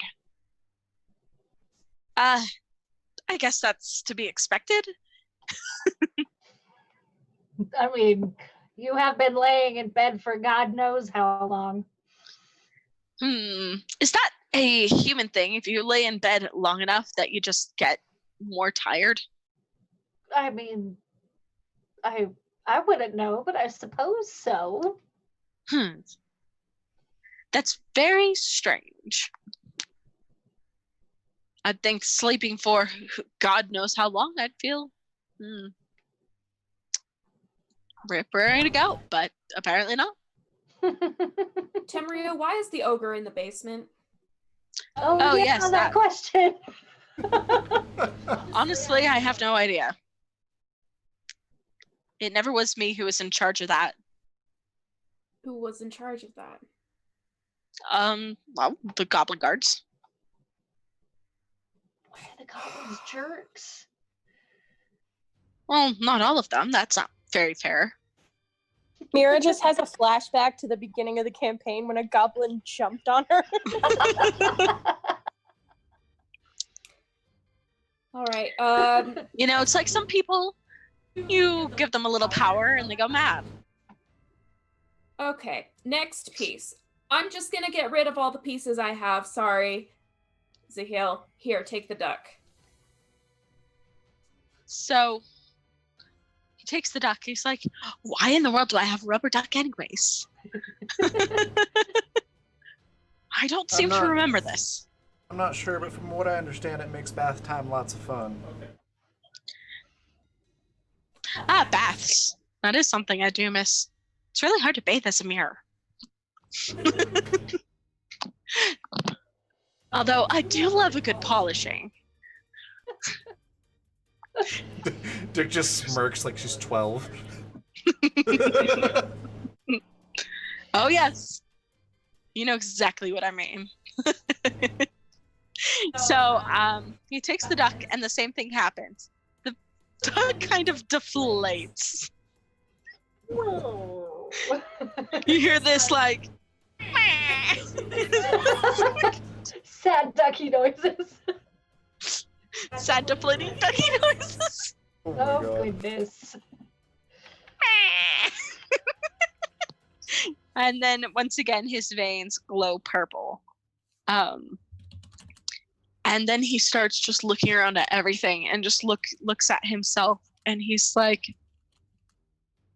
wow. I'm really excited to know more about the humans, to be honest. I always was so curious and so drawn to you. And I guess that's what got me in trouble in the first place. You're just also fascinating.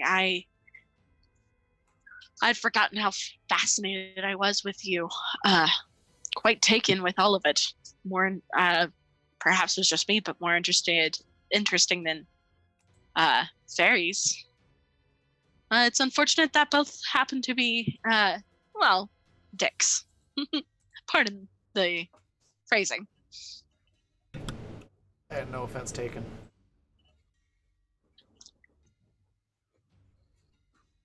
So I'm actually then- starting to kind of look forward to this. And Zahil's like, can I get on the ring now? Can I? Naomi's like, well, I guess. What are we waiting for? And Zahil hands the ring over. He's like, no, I definitely don't remember this. It got transposed so that we could give Miss Black her music box back. Huh. Oh yeah, she's here, isn't she? And then the gem on the ring cracks, and once again, purple comes down his arm, and he just starts, like, tears start just dripping down his face, and he's just like, oh, shit, you know that it was humans that broke my heart, right? That's what we That keep I hearing. literally was in love with the human race. I loved specific humans. I think maybe Miss Black was the most human out of any of the fairies I knew. Maybe that's why decided to entrust my music box, my soul, to her,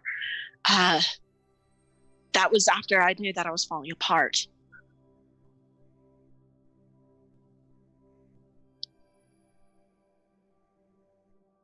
Are you gonna give him the next piece? What next piece do you give? You got the necklace, you've got Lily. I think those are the last two. Is Lily in the book the same piece? Oh no, Lily in the book, that's right. Those are two separate pieces. Mira fishes the titty necklace out of the front of her dress. The titty necklace? Yeah, she has a That's little. what it is now. She sewed like a little pocket in the front of her dress. Remember? Right. Yeah.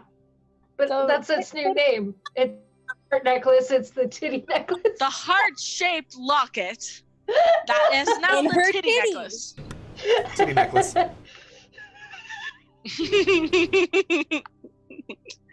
New All canon, right. it's titty necklace. Oh God. So he takes it, he's like, why is this so warm? Did you not just see her fish it out of her titties? It was in the front of her Don't dress. blame me. Don't blame me. It's been a while since I've groped a woman. I forgot how warm their breasts are. Okay, you can calm the hell down, Temrio. He actually laughs. He's still got tears streaming down his face. And he's just like, oh, you don't need to be so alpha male. It's fine. I'm not going after your vampiric woman. Dick just Well, looks. she's not mine. She's her own woman. Yeah, Dick just looks at Timmy and goes like, "Because Jonas ain't the one I'd be worried about in this scenario." Well, if she drank my blood, that would be very problematic. Mira God just blood.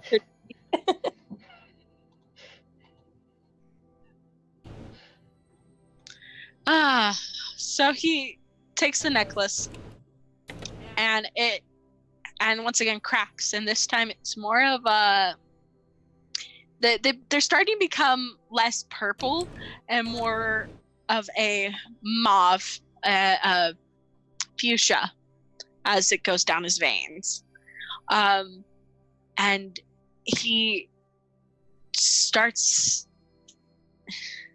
feeling angry, and he's like, oh God, it's a good thing that the rest of these pieces are here, because I just remembered how fucking mad I am at the humans that made me this way. Well, good thing those humans ain't here. Next piece. Well, that's a good dodge. Mira motions for Lily to hand over the book. Lily does so hesitantly.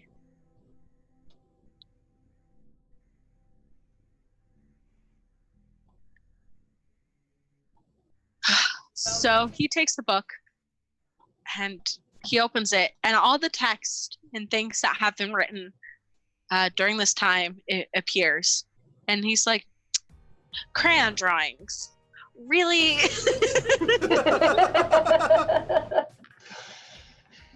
You guys trusted the little girl. She has been our Book. greatest asset. You're the one who sent her for the book. Yes, well, I didn't exactly have very many other choices, did I? Mira like turns up her nose at Temryu in just this absolute like she's not having any of it. So she I'll turns up have her- you know, I saved her life. Mira just goes, "Yeah, well, she was an excellent choice. So I would watch my mouth if I were you." Fine, yes, she was an excellent choice. Temrio, who Oh, no. killed her parents? What about Karen? What? Who killed Lily's parents? That? It was actually one of the fairy tribes in the forest. The Elven tribe. You're just very lucky you didn't run into them. But it wasn't exactly like the humans had manners. But I guess they were kind of thrown in. Why There's a did reason Lily why I not didn't seem send them. upset, though? Huh?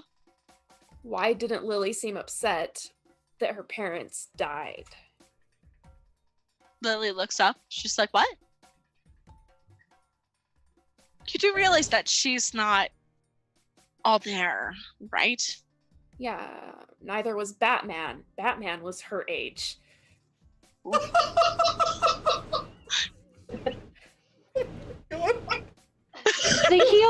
Zahil's going to dodge by asking another question. So much fun. Thank you. Welcome. Yay, Raiders! Yay! Zahil is going to deflect by asking a question and asks, now, Timberyu, you mentioned that you saved Lily. Why, yes, she was on the edge of death herself. And did you save her by placing a piece of you in her? Yes.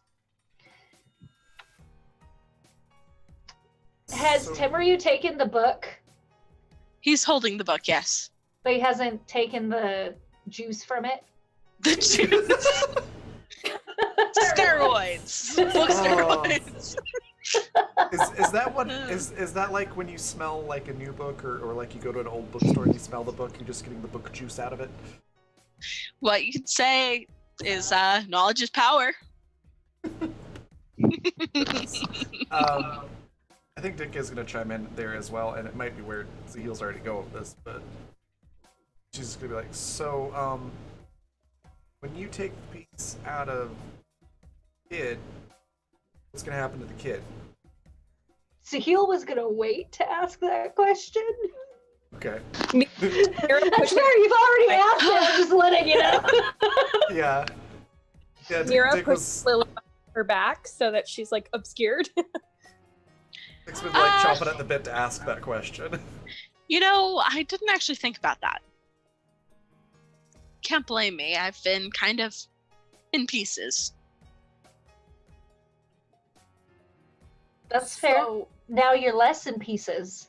wait. Think about it now. Yes. Okay. I'm thinking about it. And I have to defer to you.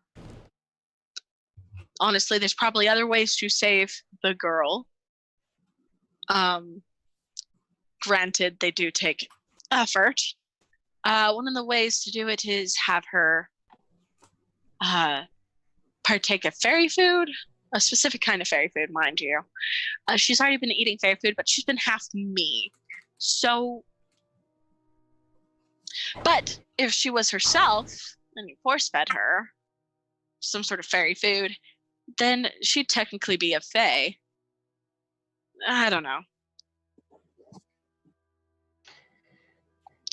Zahil's not going to say anything, but Zahil is going to kind of move over towards where Mira, Lily, and Jonas are.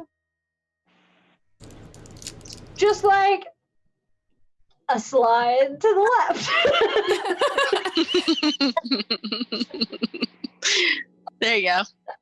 And Sorry, I in couldn't help fact, myself. Temru does notice, and he's like, "What? Do you have a better idea? Because it's not like I had very many ideas at the time either." We keep the girl as collateral. Collateral Just to ensure for the humans? Oh. to ensure the safe integration of species. I'm sorry, but I can't. We have to find a way to get this piece out of Lily and keep her safe because she's a kid. She shouldn't be used as a game piece. Well, I mean, the game's more or less over, except for, well, if you decide to keep her as collateral. consider this is coming from me. May not be in the best interest to collateral and things like that when we're all trying to trust each other. I like how you think. Zahil tilts their head, like they're hearing something that nobody else can hear, as Savoy is talking to them. And Zahil makes a low whistle and says, well, there may be other ways to save her if we understood the amount of injury she was in when you saved her. I think Geoff has documents of it all. I hate Geoff. Listen, he's a very useful record keeper. That's fair. We'll call him up here. All right. It's only a little bit later, and Geoff just literally floats through the trapdoor. Dick just like immediately shoots him a look and goes, "Burned all the swimsuit photos, right?"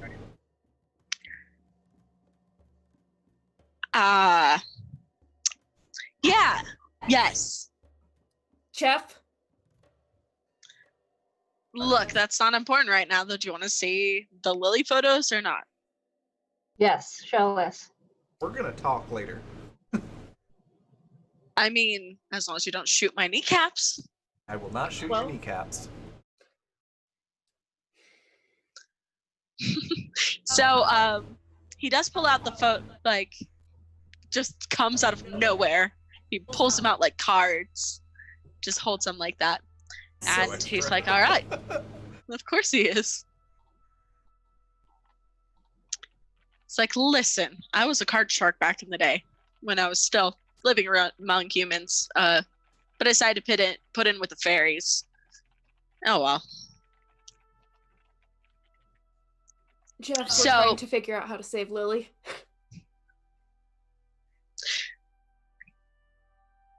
As long as we're all friends here, I thought I could share something about myself. But sure, whatever. Here you go. The photos are fairly gruesome. If you recall,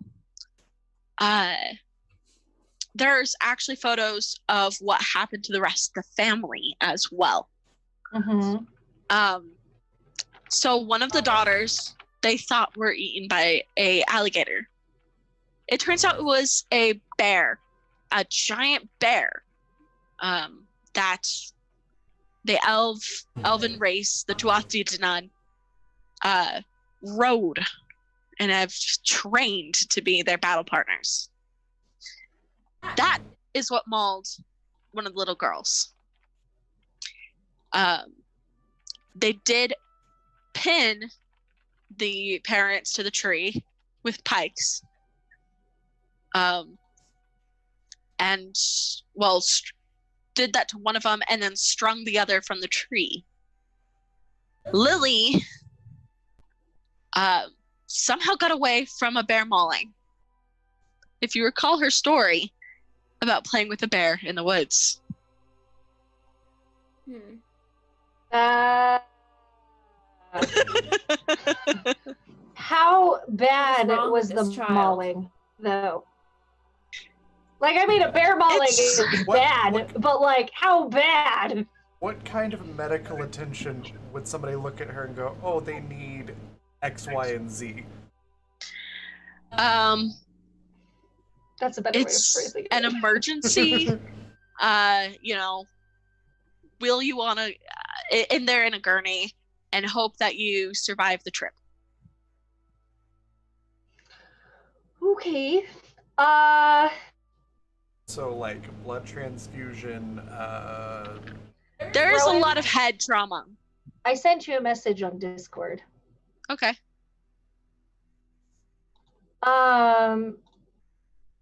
Zahil looks at the others and kind of has like that face of like, fuck, but okay. And then looks to Mira and says, Mira, I'm going to need your help. I need you. I don't know how to explain it, to be perfectly honest, but I'm going to need you to keep things together. But I believe that Savoy and I can save Lily.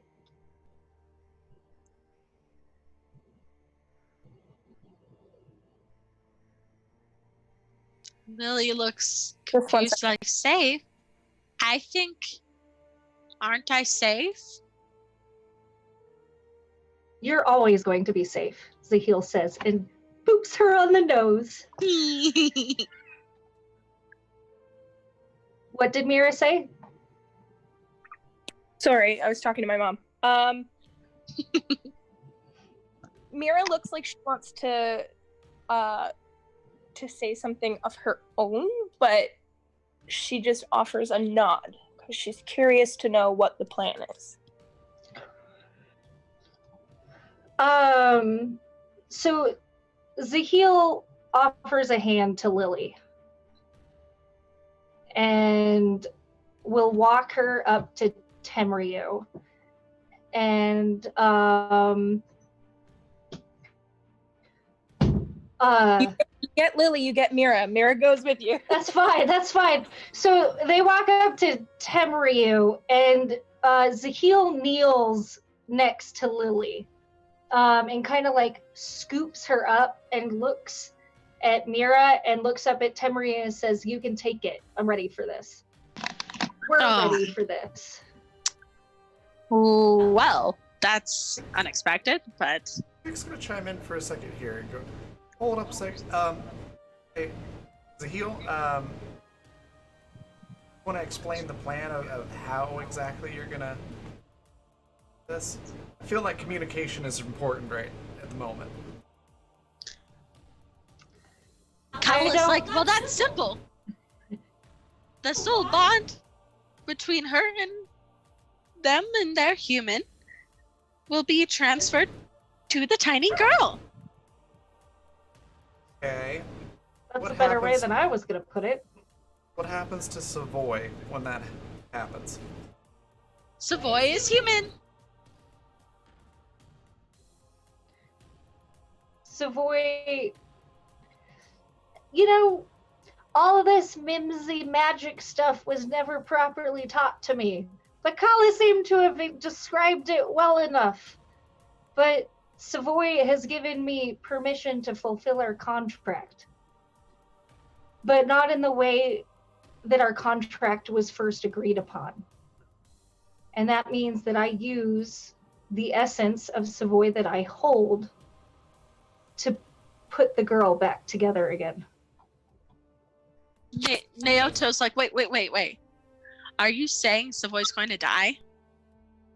No, well, yes and no. Savoy's essence lives on, so Savoy's not really dead. Dick chimes in and goes, is Savoy gonna die in such a way that the doc's gonna curse all of our asses when we get back? But wait, we can't have Savoy not around. Savoy's the whole big piece on how we're going to help people be in the human world safely. But how will you save the girl? Mira like pulls on the back of Lily's dress a little bit. She's as like, if to pull her out of Zahil's grip. And she fixes her eyes on Zahil, and it's a very hard expression, but not in an angry way. It's more of like a chiding kind of way. Like she's almost like she's looking at a child and saying, no, you're being foolish. Like, what the hell are you thinking? And she looks at them like that for a very long minute. Zahil is all innocence. Like, I just want to help. Mira just once she's finished with the look, she's like, You know, I knew you were a fool, but I didn't think you were this stupid bird. And there's like, they give you a very feral smile. And they said, then what is your plan? Do you have a better plan to save her? Mira's expression it's like almost tender, but like, you know, her personality won't let her show that towards them. So it's like halfway there, and then she shuts it down real fast. But then she answers with a wicked smile of her own, and it's all teeth and fangs, and she, you know, she's not trying to be nice about it, but she puts on the smile and goes, do you forget that just like you, I'm a fairy? And that I too have my own sorts of magic? I don't forget about your magic. But you're on mute. Oh no! Naota pipes up and she says, can we get Lily her own changeling? That's actually a very fair question. We don't changelings at all. What I'm asking you to do is to let me fulfill this end of the bargain. Obviously, we need Savoy, and we're not going to do it your way. And I forbid you from doing it that way. So try to do it in that manner. You're fucking forbidden. I won't let you do that. There is a fight you expression. Dick size. They concede. They're like, all right, if your idea is going to be better than mine, go for it. Well, I can assure... Sorry, go ahead. Don't mean to talk over you. I can assure you that it doesn't involve killing one of the only humans that I'm fond of. Sometimes prices must be paid. And Well, knows that better than anybody. Don't you think we've had enough prices to pay up until this point? I'm not too fond of adding another to that list. Dick looks to Mira and goes, all right, look, you do this thing, and then does that mean you die, effectively? No. I don't plan on dying today. And what do we say to death? Tamir's like, that's a good spirit. So how does it work with you?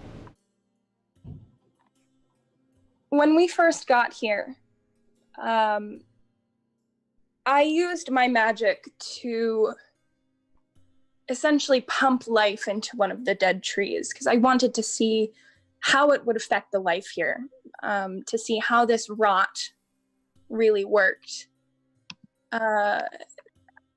Essentially, I am a being that feeds on life force. And luckily enough, I can push that life force out for myself as well.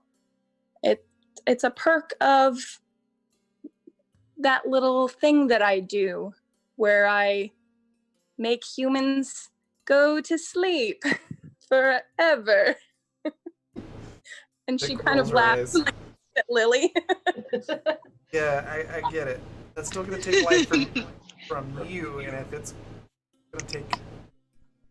That could kill you. I'm not a magic user, but I know enough from folks I know to know that could easily kill you. Naoto says, so what we need is resources. We need to go back and get blood, or, well, I guess we can all pitch in. I was gonna say, Dick just rolls up her sleeve. Yeah, so shows me her wrist.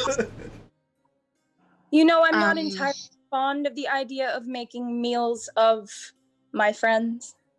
It's a little bit rude, don't you think? Well, I'm not saying take it all. They all shrug. Yeah, please don't kill us, but... It would be very rude, though, if you didn't save the best for last, and you better take some of my blood. Naoto's like, wait, she hasn't already? That isn't... Oh. I thought that was the whole part of, you being together that was something you were. Mm. I made a lot of assumptions. Naomi, I made a lot of gross. assumptions. I am so sorry. Gross. Good luck with that. Mira actually looks a little uncomfortable, and she's like I said, it's incredibly rude to feed off of someone that you actually like. Okay, I am so sorry. So, Dick just looks at Mira and goes, and kind of winks and goes, "Aw, that means you like me, Red." You know what, Dick? On second thought, you're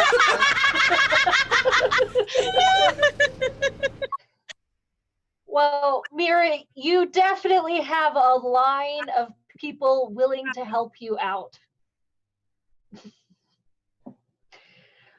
But worst case scenario, we could lifeline you back home. Kala does say, I mean, there are worse kinds of lines to have. I like Kala. She's definitely getting some at the end of this.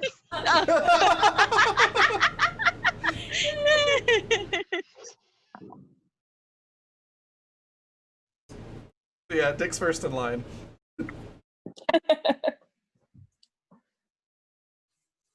So Zahil is like, well, fine. Do your magic thing. But we have a backup. Dick looks at Sahil and goes, "Yeah, no, I'm not. There are other options, and I ain't scared of much. I am scared of the fucking death of Tilda." That's fair. Tebu actually is like, are you so quick to want to die?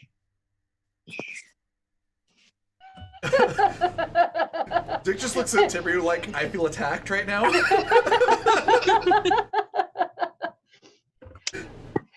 Zahil just crosses their arms and is like, that is a long question, and I'm not going to answer that. Very well.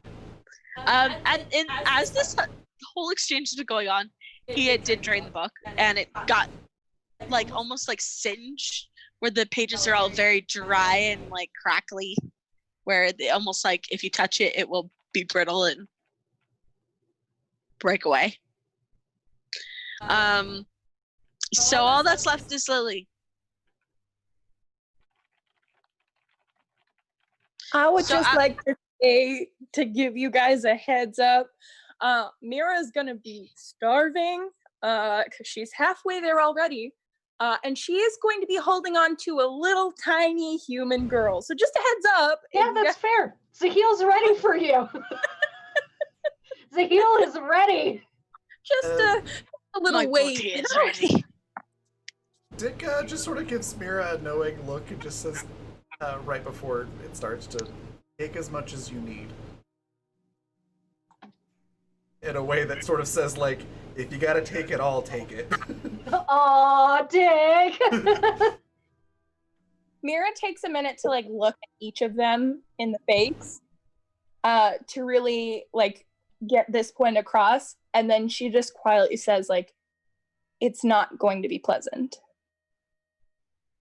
Zahil's totally ready for this shit. Naomi says, yeah, well, I was expecting it to be.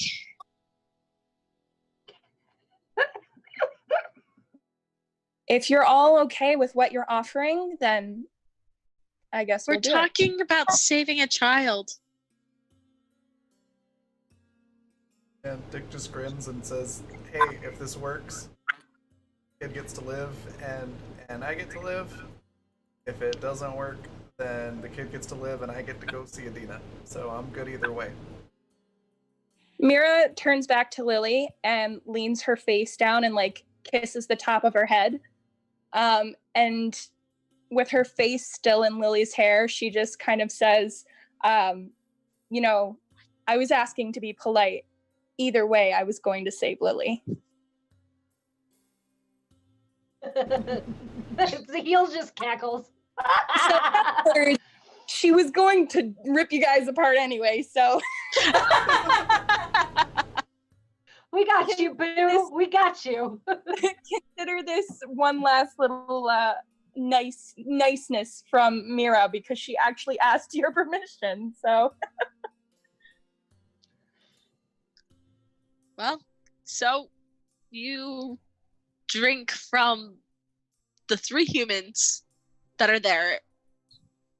They're all pretty woozy by the end, I imagine.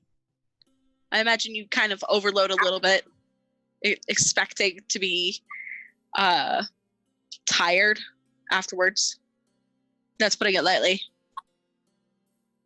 Wouldn't she, you can correct me if I'm wrong, wouldn't she spend her energy first because she doesn't know how much she needs? Oh, yeah, I was under the assumption that they were going to help Lily first.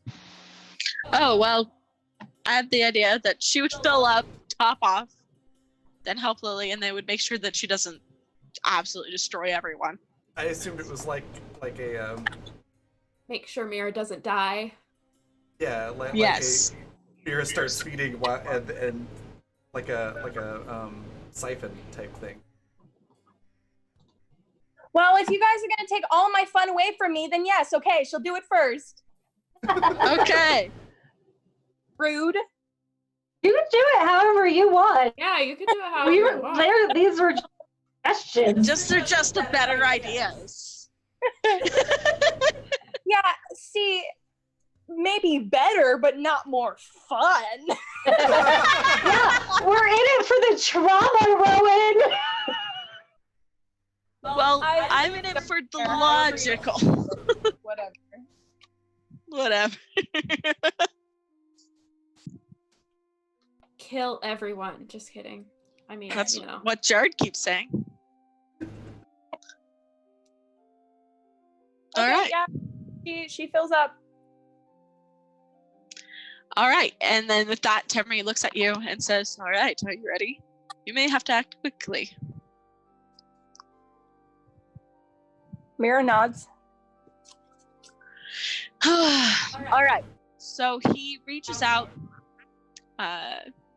puts a hand on Lily, and takes his piece of salt. This one shines gold. As it transfers into his veins. And Lily's, although the wounds are gone, it's almost like those places that would have been scarred would have been still broken. Like you can see like indents appear in her head and things like that. Just where those bites and that bear mauling took place.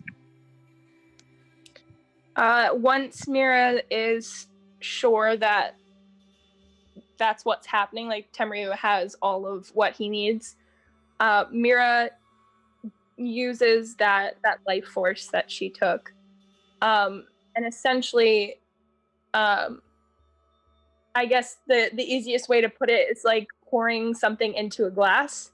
Like she tries to pour all of that energy through to Lily, by making contact with her. So she has her hands like on Lily's arms. So those points of contact are where she pushes the magic through. And it almost like winds its way through Lily's, through her body, kind of searching out for anything that's broken to mend it and kind of knit it back together. And she keeps pushing as much of that life force into Lily as possible. And she starts to feel more and more tired. Like she wasn't expecting to have to push that much into her. It's not nearly as bad as it would have been had they waited, but she's definitely like it looks like the progression of pushing that magic out takes more and more from her.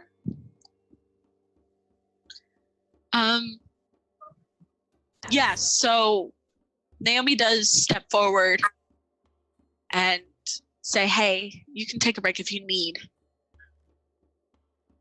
Mira just snarls in response, as if maybe like she takes her hands off, then that's it. Like that's all she can do. So she just keeps like keeps a grip on Lily's arms, and she accidentally like tightens her fingers a little too much. So she like pricks Lily's skin a little bit, but it's not too bad.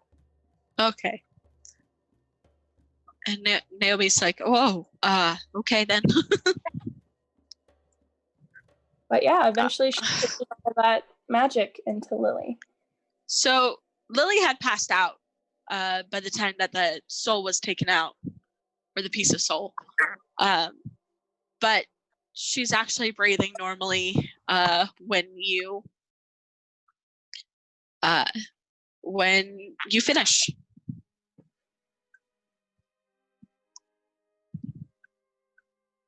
So Yeah. Sweet. How's Mira doing? Mira's very, very tired.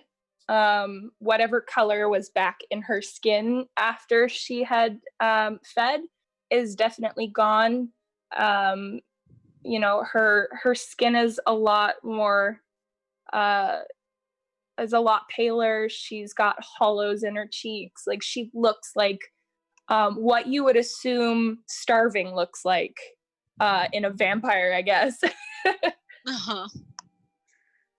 Zahil is close and was close when it all started. And when she looks like she has stopped, Zahil is going to pull Lily away from her.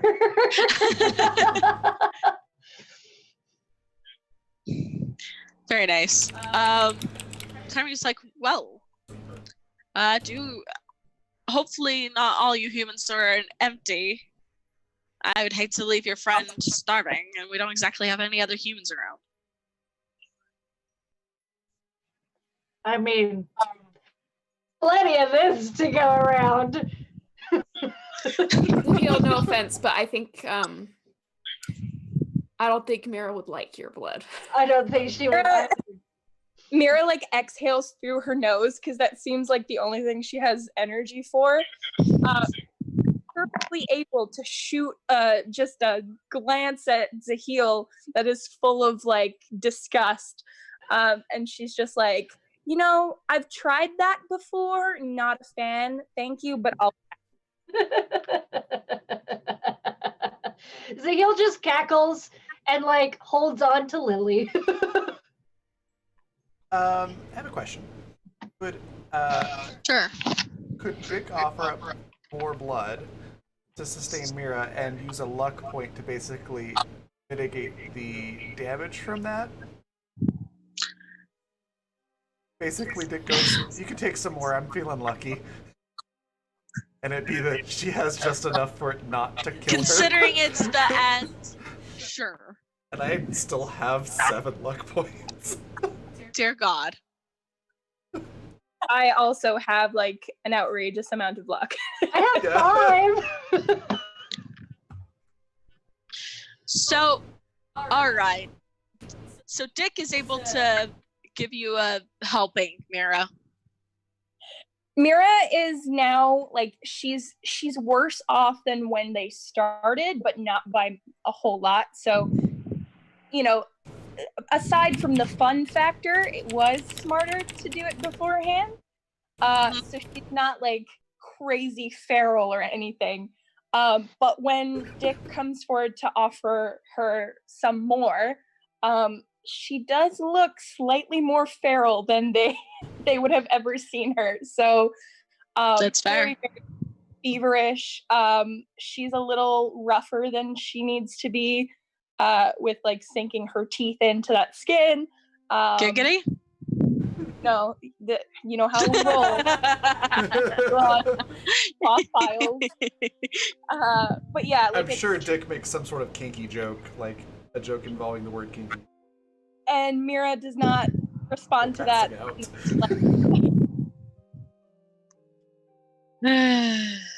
When she feeds, she's not Mirabelle.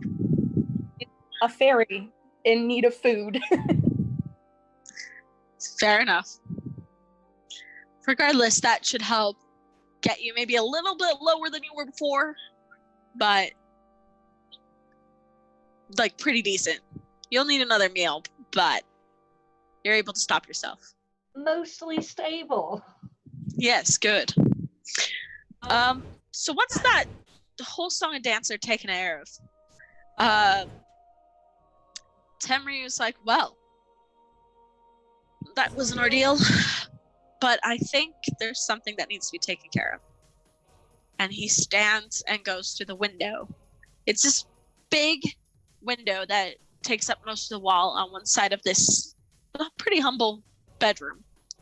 And there are some vines in the way, and he pushes them aside, and then pushes open the window. You can still hear shouting outside. There's still a mob, but they're still just as disorganized and confused as before. And Tenryu, he takes a deep breath and then blows like some sort of haku thing, and just slowly green starts reappearing in the forests as a lot of the corruption starts leaving. Clearly, healing is going to take time, but flowers begin to bloom, and you hear some birds singing. He looks at you guys tiredly. He's like, "No, I don't know about you, but I desperately need a nap." And that's, I think, the end. Yay! Nobody died. Nobody I'm died. so impressed. I can tell you what, Riley kept sending me, "You can kill Jonas, kill Jonas.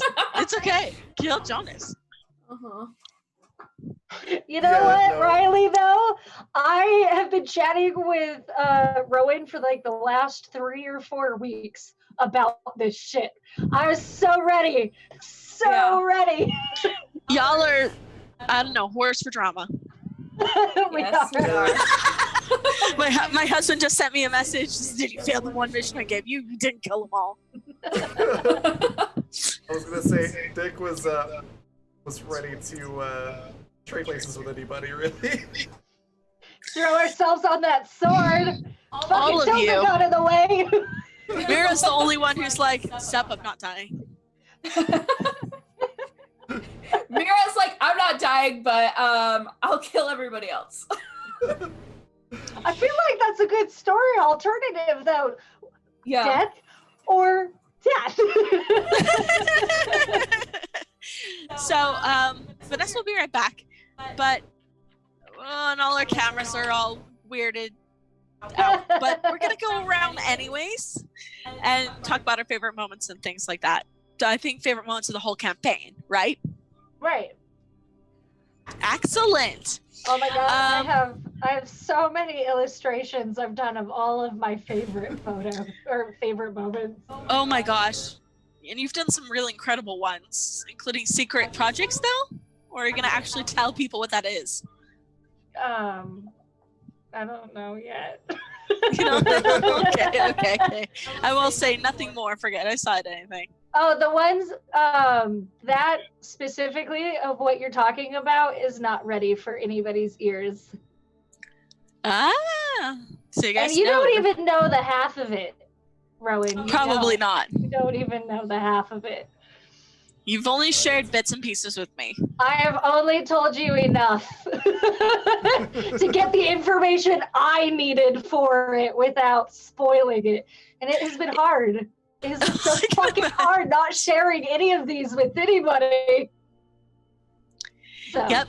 So just know there's still gonna be Tickfaw stuff in the works. For fucking months. And we are likely to revisit this universe. Not next season, but in the future. There's For one shots or I was gonna say there's a whole bunch of one-shot spots for that'll be open if we ever get the hangman to revisit it for a one-shot. yes. And more than that, there's way more worlds out there. We just went over, like, we haven't even touched the OG gods, the ones that made this decision.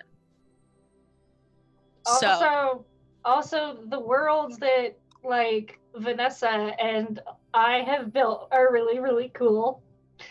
But they're not, I mean, they're part of your world, but they're like headcanon mostly. they're yours. Yeah. There's so many. It's totally fine. They exist. So for me, I think my favorite part was just you guys. It was kind of interesting just seeing how you guys changed from my original premise and changed things so drastically. I mean, I always kind of had a peaceful option, a not peaceful option, but you guys as the players, you made something new. And I really love seeing your interaction. There was like, it was starting to go dark, and then it was good, and then it was really great. So where you can find me next, I will be, next season will be in 2 weeks, correct? The next season will start at the beginning of September. Roughly. It's 2 weeks and a half. 2.5 weeks, roughly. Okay. Well, I will be on Wednesday nights, same time, same place, but not as the GM, but as one of the players. Yeah. September 2nd. September 2nd.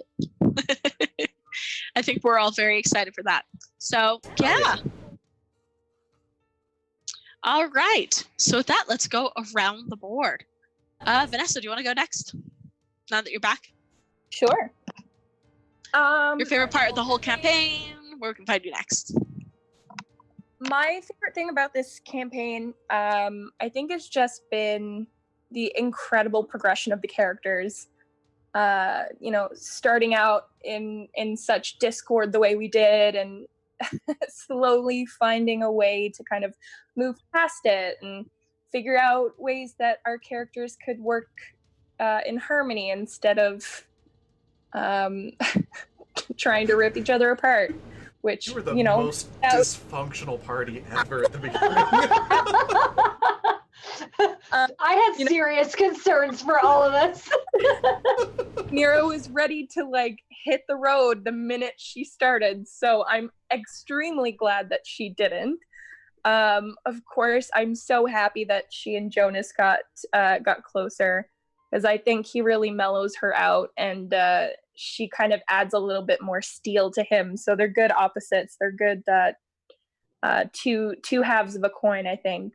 So that was really great. I was also incredibly fond of the progression between not only Mira and Savoy, but Mira and Zahil turned out to be one of my all-time favorite relationships. And I know Yaz and I kind of did some stuff that were, not essential to the story, wasn't canon stuff, but just being able to dive a little deeper into that relationship and how it would play out if it was just them playing buddy cops, which was phenomenal. I had such a blast, and I can guarantee you, Yaz, that I will be bringing you ideas in the future, because there's no way in hell I'll ever be able to let them go. Fuck yeah! I live for it. I live for it. I just love the absolute head assery that is Mira and Zahil going on a fucking adventure together. It's they are chaos. Head ass. But head meet head ass. Head ass. Yeah, head ass. You know, when you have your head so far up your ass, that's head assery. No? Okay. No, I'm with you. I know that term. So that's a newfie phrase. I don't think so. No, it's like yeah, it's like headassery. You've never heard of that before? No. I've always referred to you as ass hattery. Ass hattery. Yes. Yeah. Never heard it as ass hattery. I've always heard it as ass. Assery. Headassery. That's it. That's what I'm trying to say. God. Oh my god. Here's head. Stick your head up your ass. You know. Yeah. When somebody's being totally foolish, stupid, you say they have their head up their ass, right? I got it. But yeah, and then having Dick come in and Mira not being so sure of them at first, but then kind of being like, you know what? We've gotten this far. What the fuck? Let's just go with it. That's It great. just sort of grows on you. It's their thing. Like a fungus. Yep. And also having experienced fairies before and not totally fairy hating, which worked in the favor of their relationship. So yeah. It's confident that in the future of that world, Mira and Dick probably do become, decent friends. I have that feeling. Oh, for sure. But yeah. And then did you say where you're going to be found next? I will be taking over this time slot on September 2nd, and I will be the GM this time. So next time you guys see me sitting in the hot seat. Yes. Yeah. Well, Saturday we do have the Animus finale, so there's one more yes, thing with you before that. Yes, I did forget. Saturday evening we'll be doing Animus, which I'm super excited for. Too. Because secrets and memories and pasts, and Liam's coming in, and everybody's just gonna go crazy. But then after that, I will be here for the next season of Animus, and then, like I said, I'll be back to GM for the very first time. So please be nice to me and don't laugh at me. Why would we laugh at you? Vanessa, We just I laugh laugh at when I'm nervous. I can't help it. I'm a nervous laugher. Absolutely, me too. So if I just start laughing in the middle of a session, y'all know why. Hey, that's awesome. Thank you so much. Next, Yaz. Oh my god. My favorite part of the series is also honestly the character development on stream and off stream. The characters have grown in ways that, especially Zahil and Savoy, have grown in ways that I really didn't expect. I was at the beginning of the session dead set that Zahil was going to take the party down and sell them out. 100% ready for it. Sorry, guys. But Zahil eventually had their heart won over by each character that everybody played. And Savoy has definitely softened up since the beginning and kind of been able to cut loose a little bit. And I think, like, if I had to pick like a specific moment that really stands out to me is when Zahil tried to go AWOL and everybody captured him and got injured in the action of it, and it was just like a powerful character changing moment, and I still, like, that's one of my favorite scenes to talk about when I talk about playing, so it's cool. You can find me next. I will be playing in Vanessa's game on Wednesday nights, and Friday morning I will be DMing a urban fantasy, which y'all should catch. And if you follow me on Twitter, I will be uploading at least 64 pieces of Tickfaw art. Because I'm a simp for our characters. At least, like, that's 64 pieces of digital art.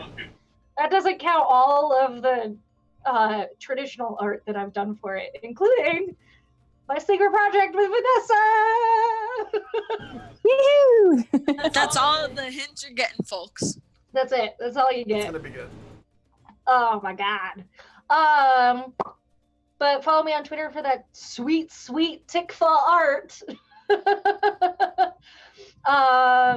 And stuff and things. That's it. All right, thank you so much. Riley. I'm getting a little bit emotional. Let's Oh just no! I love you guys so much. I absolutely loved this and all of the characters, and just, I don't know. There were just some really, really great moments, like towards the middle of the campaign, like where Zahil tried to run away and we all stopped them, and when the whole interaction and encounter with Miss Black, and that moment where just all of these things were going on, like, it was, holy crap, amazing. And just the talent, everybody, the talent of these people is amazing, and it's been amazing to, like, see all the storytelling and all of the art, and it just makes me so happy. Like, I've loved that so much. And just all the relationships and the like off-screen roleplay of things been a blast and phenomenal, and you're all amazing. So yeah, I think that was my favorite part. And of course, just this world that Rowan created where we could thrive and where our characters could grow the way they grew, and it's just been perfect. You can find me next on Saturday for the season finale of Animus, and then after that I will be on Wednesdays as well again for Vanessa's campaign. Woo-hoo-hoo. Can y'all tell that I love these guys so much that I invite them all to my game? Just so you know, excited. like, I've told you guys, this was my dream team. Like, I wanted to have this group specifically to see what you guys would make up. And you guys didn't let me down. So, We turned Yes, your I horror into an adventure drama. adventure. It's true. It was a drama. I can swing with it. I can swing. I mean, there was still plenty of horrifying moments. There were. True. Like the mimics. So- The mimics were fun. The mirrors were fun. Explaining this rotting world was fun. I had so much fun explaining that. So, yeah, last but not least, it's Raven. Yeah.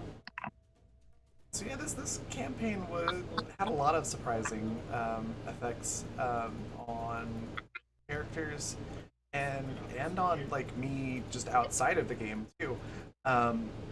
So like this is the game that made me start playing around with composite art, and now it's like a big part of what I do, which is pretty cool.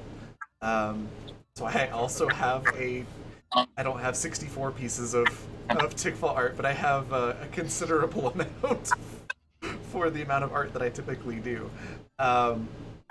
So that was really cool. Tilda really kind of started that. The character I played in the first season of this. And then yeah, Tilda was really interesting. You always base characters off of some part of yourself. Even villains, you pull from your own personality in tiny ways. But then Tilda ended up being a whole lot of me, which was not what I expected.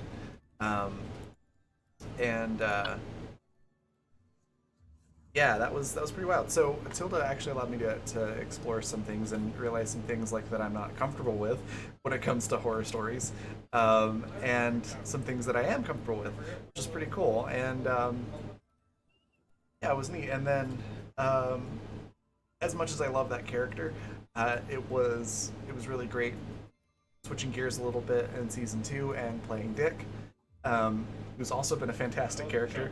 A lot less like me than Tilda is, but still really, really fun to play. And getting to play someone who's a different like gender identity than I am, because she's feminine presenting, but she's gender fluid. So that's why her pronouns are she, they.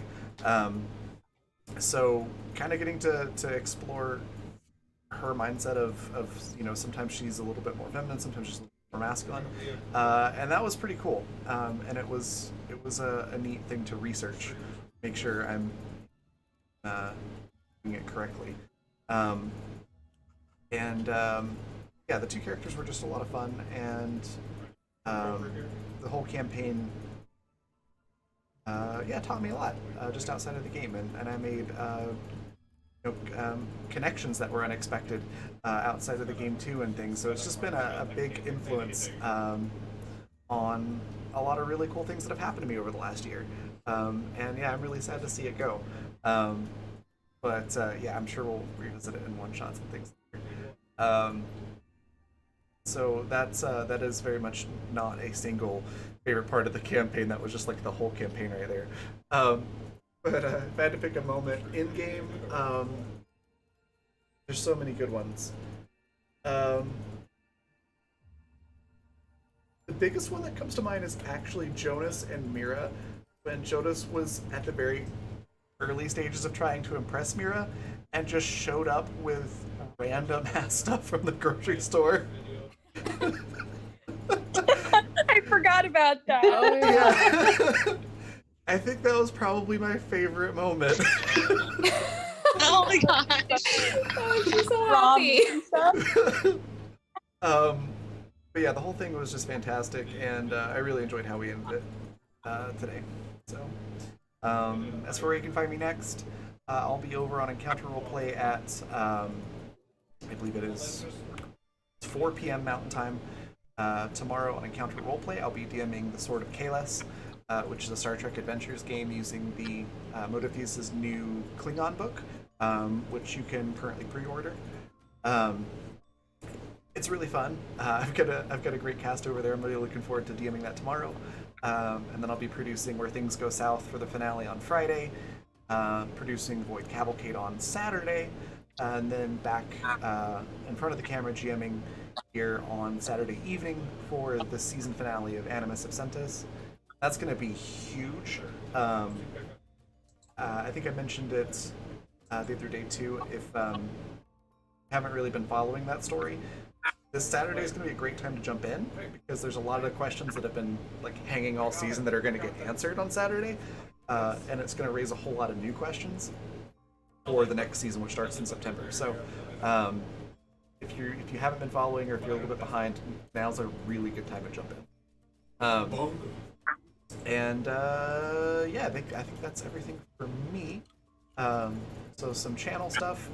Thanks once again to sponsors. So we've got Fundamental RPG, that's what I can spell, and Grinding Coffee Company. So go to grindingcoffee.co and use the code RAVEN, RAVDYN. Get 13% off your order, and it's really freaking good coffee. I forgot to mention as well, I will also be back next season on Vanessa's game.